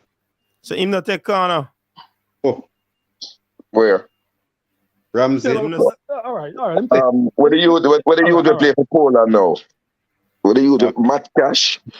Who's the corner from? Okay. Ashley from that side. Me see my take corner still, but let us not be labor. I'm not talking about corners. He's talking about free kicks and penalties. You said dead ball, Qatar. Yeah, that's why I mentioned the corner. Oh, okay, okay, cool, no problem. You gentlemen see where you see my point. Yeah, man, we see where you go, man. All right, you realize that Leon Bailey. All right, let me put it this way: it's a possibility that we could be in the finals if not for Leon Bailey. I know that kind of sounds harsh, but I don't know how else to put it, right? Because think about this. Think about this, right? Think about this. The first game when he missed that penalty, Cataract said that he was in the stadium. Mikel Antonio was over the ball. Leon Bailey took the ball, and you could see the disappointment on Antonio when he walked away, right? And just to be factual, it was when the VAR check was going. That right? No, it's when the VAR check was going on. He didn't grab the ball from Antonio, but when the VAR check was going on, he took up the ball. All right, fair enough. All right, it's a possibility Antonio would have scored, right? Now, I've seen a couple of games, maybe 3 times, when I've seen him taking free kicks and kick the ball and over the bar, including this last Mexico game. The Damari Gray, every time there's a free kick outside of the area, he and the Damari Gray have a discussion. And for some flipping reason, he end up with the kick. And he has kicked about 3 of them over the bar. Now, I'm saying all of this based on my questions and the answers you guys give me. Why is this man taking most of our free kicks and taking our penalties and muffing them? This man is becoming a liability to the team, because the team could have been sitting in the finals, because had we won that game against the US, if Antonio had taken that kick, we would have not gone the route of Mexico. Would have faced Panama, though. We could have been.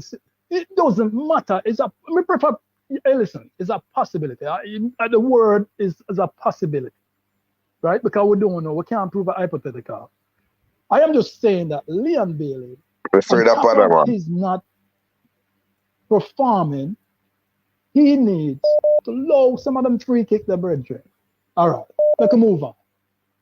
Quickly, call come in, you know. You have to go quickly, calls are coming like. All right. Let me make 2 quick points. Mm-hmm. All right.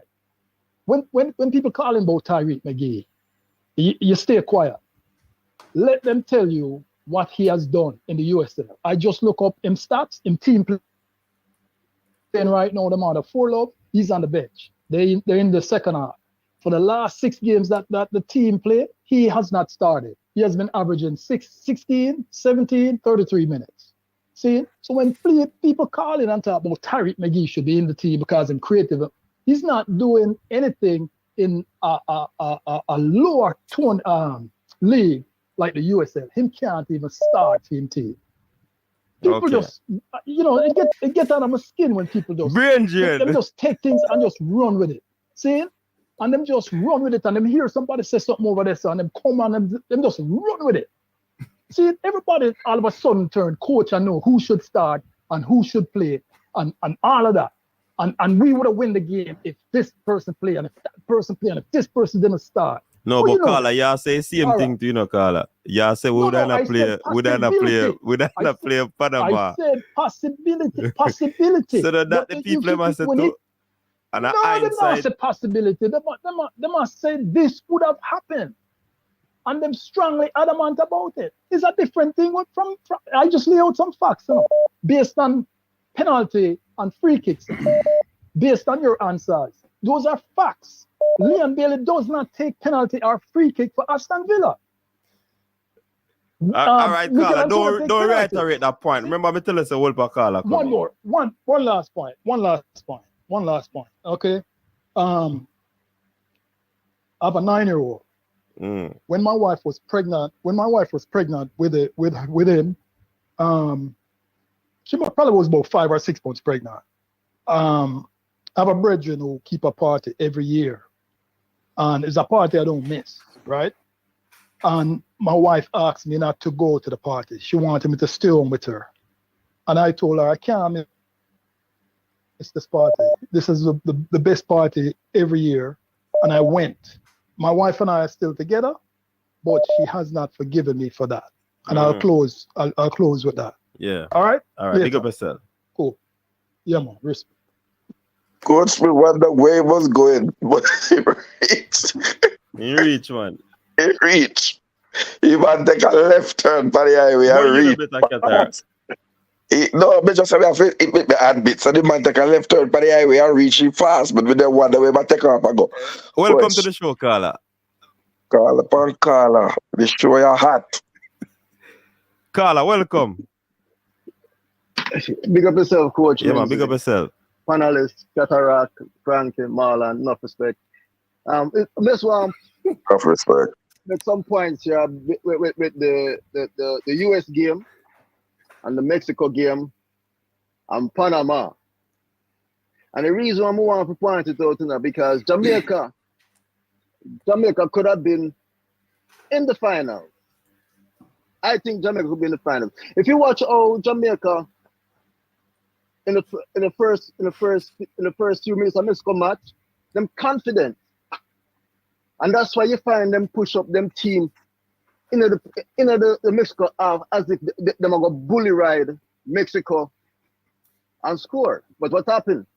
Mexico catch them on the counter attack. And that first goal they killed Jamaica. Once Jamaica can't see the goal, the Jamaica spirit gone. But I'll show you the quality of Jamaica still.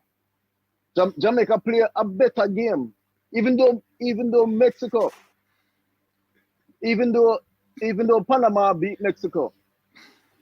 I mean, Panama beat United States. Jamaica fare better against United States than Panama. Carla, no. USA. Yeah, man. Panama. Listen. The first 45 minutes. Listen, but hold on. Panama play a more organized game against United States, which we don't have that because of the chemistry. Jamaica should have beat United States. Bailey should have scored. Bailey had 2 chances at a penalty. In kick with him left foot, goalie save it, and he should have buried to the right foot, which he not have. He should have given next man the kick. We would have win the game there. We would have beat United States. The Mexico game, if we need to use them, it should have we would have put on Lambikisa over Javian. And we would have give Whisper coming out the second half to run at Mexico. We need you to run. It's Mexico run a fast game fan with. Be a counter attack. 1-2. I'll be 1-2 pass. Mexico have a ticket. Mexico have Javian Brown ticket. We would have come out with Lambikis on the right back, and in the second half we would have run with Whisper on top. Whisper draw full on the Whisper almost take a shot in her, and then fall him on the edge of the 18-yard box, and it create a set piece for it. We need the youth. Then we need to implement the youth. We need to stop underrate them younger youth and give them the chances to run against them big teams. Or them to get experience if we don't give them these chances. You know, the two matches where we play Mexico, we tie with Mexico 2-2, and the game before that we tie with Mexico 1-1. And then all of a sudden now, boom, Mexico mash you up 3-0. We look like Dalios. We need to strategize our lineup properly. This game is this last match here, the Mexico match. We never take Mexico serious. The lineup alone said that we didn't take Mexico serious. We will come back with the same back against Mexico. I expect to win. No man, we change it up on them. I agree with enough man. I said, boy, you know, our Boza. Boza for bench. Boza shouldn't even. So the party bench, Boza they call her. Boza shouldn't even come on. So I'm there. No. And this if it's steer. Boza for steer which part? And if come on, a whisper for come on. But whisper come on. Whisper forward. Me say Greer give Boza a 1-2 for Mek. And Boza not give him the ball. Boza not give him the ball. That's it, Carla. Listen, man. Burke score and Boza not score. And him still bring in Boza. What you say? I don't know. Burke would call up. No man, call up. Burke was on 2 yellow cards. Burke could not come on. He was on 2 yellow cards. Yeah, I agree with you. Yes. I agree with you. I agree with you. In the punch, he couldn't come on. But Boza, man, we wouldn't bring on Boza. We don't bring on Whisper over Boza. But now I tell her, okay. Whisper broke the goal, and Whisper draw four. The last few minutes, Whisper draw free kick right on the edge of the goal, the 18 yard. Mm-hmm. We need to use them to run. We need to use them on the field. Game with a difference. Okay. All right. But then I'm gone. I don't know. Yeah, man. Bless up yourself. I don't know. Bless up. So Coach, can I just respond to something, Coach? Hey, I'm seeing a lot of comments. Yeah? I said, hey, Coach, let's respond to something. I want to be square. Hey, you see one here, Duckland and Rob Smith. Then let me respond. But they have to address Duckland. But the Mexican welcome to the show. Oh, there's a caller? I can't Well, the caller, them get digital credit tonight. Yeah, man, Kai Smith there. Here what now? You see Cranky coward for talking man when he want to talk, you know. Cranky have the right argument when I'm just afraid to say. Him no want kid, me I listen him and him right when he come out and say that buckle. Him knows that the big feeling already. Him know it. No, and him knows who for bench. Him knows the thing that's for bench, man. Our poster boy, him knows him for bench, but him no want to come out and say him enough and afraid with the backlash. Him not afraid him for talking mind, man. Hey, Carla, how can I be afraid when I gave him a 2? Carla, have you seen the comment section? I gave him a 2. How can I be afraid giving the ball a 2? Come on, Carla, do better than that. I got beaten for giving him a 2 because they say I'm biased. You're not come out strong. You're not come out strong. Talk your mind, man. You brute, yeah. You laugh when them are calling. Listen, you see this scheme here? You see this scheme here, coach? Oh, man. No matter who we start, we have 2 missing persons. We want a young Grant and a young Journey in you. We need to go find 2 ballers. I know me call your name, sir. Every game we play, every game we play, we have to give up the middle. You can't give up the middle except for win. Don't give up the middle. No. So no, Carla, I cannot agree with that. I have no part with that, Carla. No. Carla, no. Carla, Hey, let me tell find you a something. different When name represent, there, Carla. y'all Find a big up. different, Hey, Carla. Find a different no, represent, brother. you see when name there?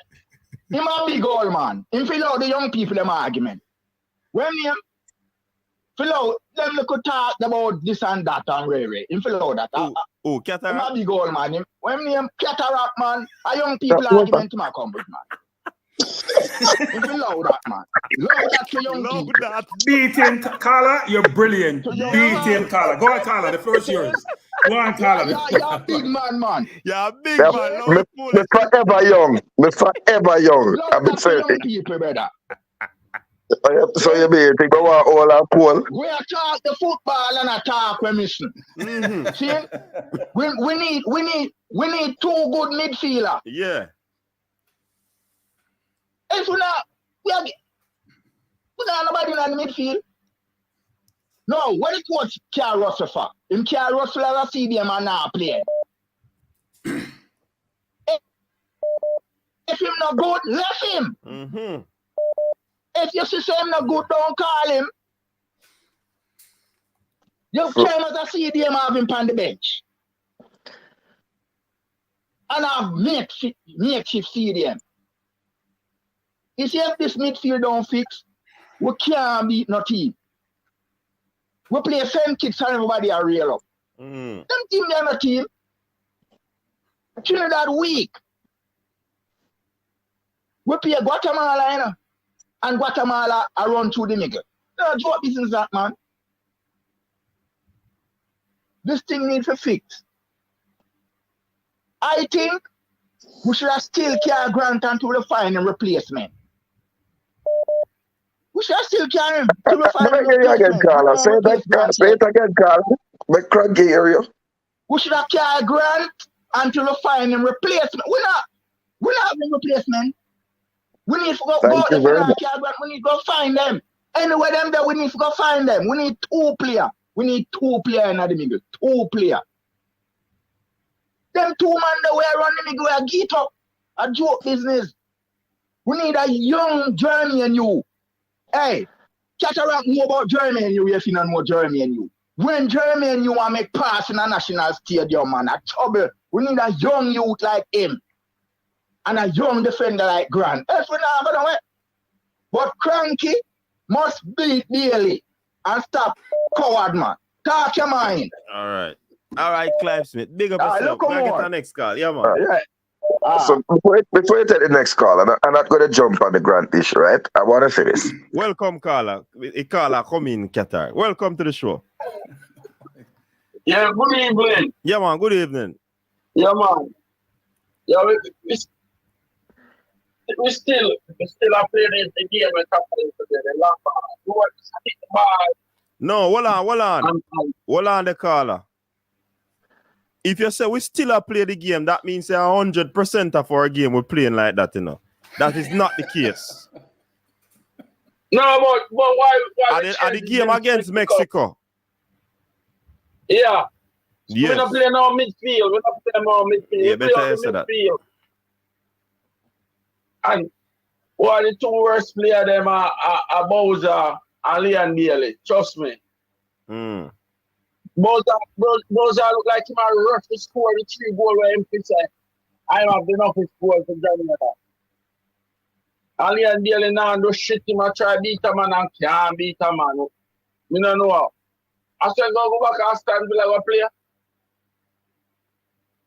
He can't beat a man. Yes, so they want to sell him, you know. I see penalty kick me and my brother sit down and I say, yo, Antonio to kick the penalty. Ali and Daly sure the goalkeeper. Every damn thing. League for the start of the goalkeeper. If I really even look on that penalty, then you see. Carla, we not hear clearly. Your phone a break up, man. Alright, may I say, penalty were kicked. Leon Bailey showed it for everything. We ain't going to place the man. Maybe you don't want to beat him with the power of the team, but it's not Antonio penalty now. Trust me. Coach, we're not here. Caller, we're not here. We're not here at all. Your internet poor. So, Every coach, time we call her, coach, we're not here to call. Yeah, Qatar, go ahead. We're not here to Coach, call. let me say Mike him this. off, go I, call I, us I straight. think the thing about the penalty miss that I've heard some persons saying, right? Because we were when we watched the last game, the semifinals. I didn't go to Las Vegas, right? There are tracks and records and thing, right? And the man must say the real what if is what if Mikel Antonio had taken that penalty and scored, opened his account, and was on a confident high without always having the back of mind that him not score yet? Would it have changed the whole trajectory of our tournament? And that's something that we really haven't looked at. But the truth of the matter is, we do need to replace Anthony Grant. I am not under any illusions. I don't know that my cousin will be the same footballer or even playing football 3 years from now in 2026. So there is a need to replace Anthony Grant. I will say it forever, we moved away from Anthony Grant like if we had a replacement just sitting down there waiting. And we have now gone through at least 13 different players, including a converted centre back to right back to CDM. You know what happened with that first goal, coach? And I went till he said the man would have beat him, But the discipline of a CDM is to hold the shape of the team when everybody else will lose them head around you, to talk and keep the team in shape. And that is what I don't think Latiba there, because he's not his natural position, does, or Kevin Lambert, right? They really tried to close down. They really tried to think. But a lot of what they were doing were tackling rather than intercepting or rather than clogging up the lane. And many times it was like knife through butter in the middle of the park. And that just can't happen. I am hopeful that one of the 4 young CDM teenagers that we have in the next 3 years, that's Brandon Cover, you have maybe Delano Splat, he plays in the center midfield, although he's not a CDM. Dante Casanova was a passport from Tottenham Hotspur. But I have not heard peep, neither from Fuzzy. Why isn't K-Roy Anderson of Charlton, who plays, he went on loan last season in the Conference League, playing against big men? Why hasn't he even been given a look in the CAC or even in Austria?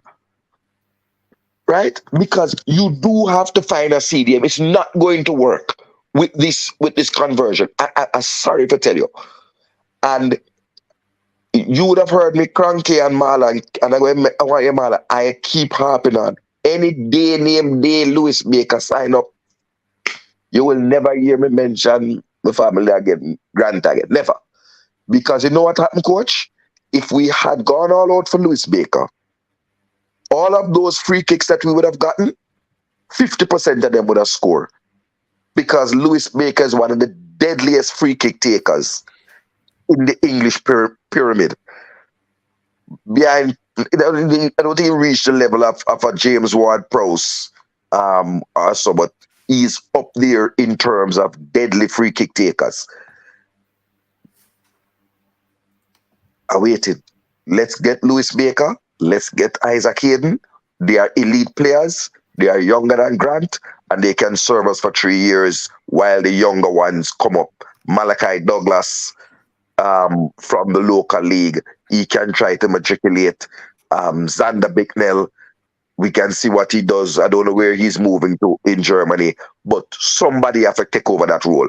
And pretending like Anthony Grant never exists for Jamaica and not understanding what he did is the dirty work. It's not pleasant work, right? But if it's not there, you're going to know that it's not there. And we need a senior right back.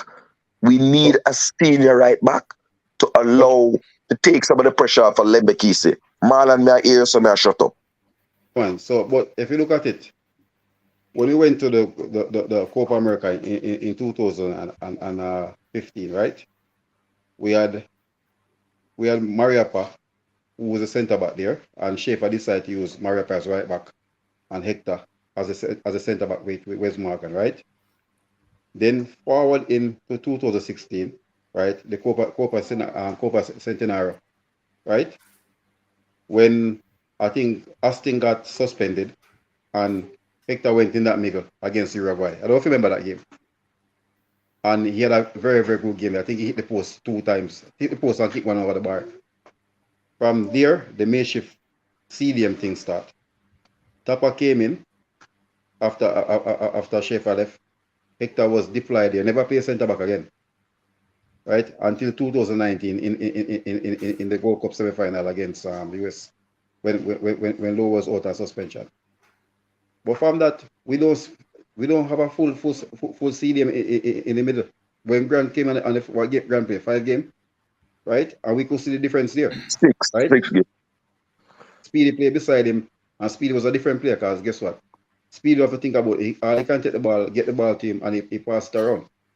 When we come now using Latibo there, who hasn't played central midfield since his teenage days under 17. No, he has never played CDM. I don't know where people get that. Marlon, I've heard this narrative. He has never played CDM. Where He's a Qatar? centre back. He has been a centre back all through Manchester City Academy. He led England out of 17 as a centre back and continue Marlon because you had a good voice of reason.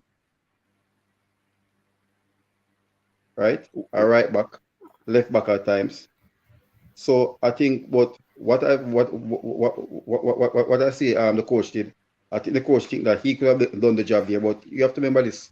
You're going against a person who plays his position day in, day out. Mm-hmm. When a man play, Lambert has been playing centre back for the past 2 seasons. So he used 2 persons again to fill the gap. But when me and Cranky have the same conversation yesterday morning. What he did, he put those 2 players in the midfield to try guess out. When the top 4 lose the ball, they win it back and get it to them. So it was really a matter of trying to contain the game or anything. And that will never work against Mexico. You know, I look at Alvarez. Alvarez for me is Mexico's best midfielder. And Mexican supporters were Mexican journalists and former players. Rafael Marquez, they were saying Alvarez not play against Jamaica, the team play better. What they said, Alvarez take more touches on the ball. Right? What the game they wanted to play against Jamaica on Wednesday was take it, 3-4 passes in the middle to the flank, route 1 there. Right? It's not about keeping position, trying to wheel on the team. You want to be direct on them because all in the Mexican, as I said, the coach said, once we can get this Jamaica team, unsettle them in the first 15 minutes of play, we can go at them and dictate the game from there. Right? Remember, it's not a typical Mexican game where we have 30% position. It's the first in history we have 45% position. But if you look at it, right? You look at it, Mexico do what they need to do. Right? And I think there's a certain aspect of the game. Dead ball is one thing. We cannot get free kick outside the 18-yard box and the keeper not making a save. That's one thing we have to work on. We have gotten so many of them. We get them against Trinidad. St. Kitts, the keeper hasn't made a save as yet. None of this. But Marlon, this guy that got the free kick.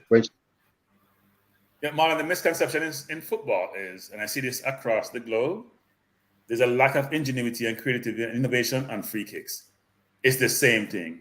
We're trying to put in the top corner, right corner, left corner. There is a very few times you see inventiveness, which is, you know what? If somebody run off the ball and I pass the ball and they cross in front of the goal and tap it in the goal. You see limited inventiveness on free kicks. And I would love to see the percentage of free kick them score. That's score from direct free kicks. I bet it's a very low percentage. Yes, when you score like Mexico does, it looks wonderful. But you're what?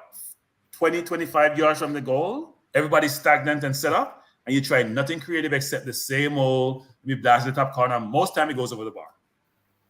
I thought we'd go into the game with some inventiveness to it. Yeah, go ahead. Yeah, definitely. And our set plays has been poor. They have been poor. Some of the corners kicking it's not going nowhere. And the thing, Cranky, when Mexico got that free kick, I said 2-0. I said 2-0 because Even though it was under, remember saying it's the free kick is suited for a right footer. Chavez had that confidence that he's gonna go with power. Right, once he gets on the goal, it's gonna be half Andre Bay to save it. Remember, so this is a man who kick a 38-yard shot past Chesney in World Cup. His confidence is there. So once I said Tony, because the guy's been looking for them throughout the whole tournament, and this is the closest one he got. So in persons are blaming Blake. I said Blake should have gone with his left hand. Blake, it's a brilliant free kick. It's a brilliant free kick. And Blake wasn't playing. Like, here's the difference between the two free kicks that what Bailey took and what the kid took, right? The keeper for Mexico was right where Bailey took the shot. Yeah. He was standing right there where he took the shot. Blake was trying to gauge it. So he wasn't totally behind. He was trying to gauge it and trying to cheat a little bit, but not overly cheat. And no matter what he does, he would have still scored. No matter what he did, he would have still scored. Yeah, it was a brilliant free kick. With a lot of pace and getting up and over the wall, it's a brilliant free kick. If you look at who was on the wall, I think Bailey was on the right and with a tall person on the left, you're going to score. Most keepers are going to score out. Unless you cheat to go all the way over, you're not saving that. So I'm not going to blame Bailey for the penalty. I'm not blaming Bake for the look. People take penalty and miss all the time. What are we talking about? We saw it against Panama. What I blame Bailey for, two things, was the rebound was too easy to tap into miss. But I don't even think about the penalty because here what Marlon and Cataract. It worked out well for us. I think Guatemala was an easier game than Canada would have been. So we're going to complain about what didn't happen in the first round. That doesn't matter. We got an easier team to play. We got an easier route. Can I head coach said he wanted to play US. So you work out. Yeah. I mean, I prefer to play Guatemala and play Canada. It'd be a tougher game. I think we have exhausted this conversation tonight. Very good conversation. Me laugh till my week for some of the comment them in the comment section. The caller them beat Cataract bad. Beat Cataract? I mean said them are calling whenever talk. That I mean. Plus no. Coach, I have to respond. The caller said Cranky is afraid to speak his mind. I have never in most of my entire life ever been accused of being afraid to speak my mind in any forum, in any situation, in any environment. To the contrary. They're not names. Yeah, I mean, I don't get that perspective, right? So it's not a deserved comment. Hey, we're supposed to have an interview tomorrow. You know? One of the delegation member that was at the tournament. So hopefully we can have it tomorrow. And we want to have that conversation tomorrow, so we can get from a different perspective. But coach, you have to big up the fans them though, coach. You have to big up the fans them who turn out in the stadium. It was a minute that can't ask for that. We big them up, man. But I have to say that. I think we do it in the uploader minute though. Even in this, coach, why do I feel like I'm on an island? We have to big up the fans, but we also have to criticize the fans, including yours truly, by the way. We didn't go to a lot of the games. Guatemalans did. Mexican did. We stayed home like yours truly did, so I should beat myself too. It's deserved. We didn't go to Cataract and Neo went. Neo went to multiple games. We can't just support our teams from afar and put myself in that whole mix. You can't just support them from afar. We support the team and we are passionate about the team. But the passion has to translate to, you know what, they need to feed us in the stands. They say they feed us remotely, and that's great. Yeah. But we got to do a better job attending the games. So man. I also think the JFF has to do a better job promoting the game. Right? But you're not about it. Yeah, close to half. Yeah, man. That is big true. Big up AQ and the family, the whole team Cataract. Yeah, man. Big up Cataract and him team Cataract. Big up Cranky and him team Speaking Mind. Big up to Marlon and the Vice Reasoning. Big up to everybody in the comment section. Hey, we laugh tonight. That's really nice tonight. Big up to Brain Drain, where I stick to Tariq Maggie and the caller come beat him. Big up to everybody. Fresh God, big up yourself. Big up. Hey, I can't call everybody name because I get in a problem. Big up everybody. On your way out, please hit the like button. If you have not yet subscribed, please do so that you can become a part of the channel. So until next time, people, hopefully we can get the interview on the way tomorrow. Let us see what will transpire. Until next time, stay safe. Peace out. Your style and your flavor make the city rock. They must say the season come out with a bang.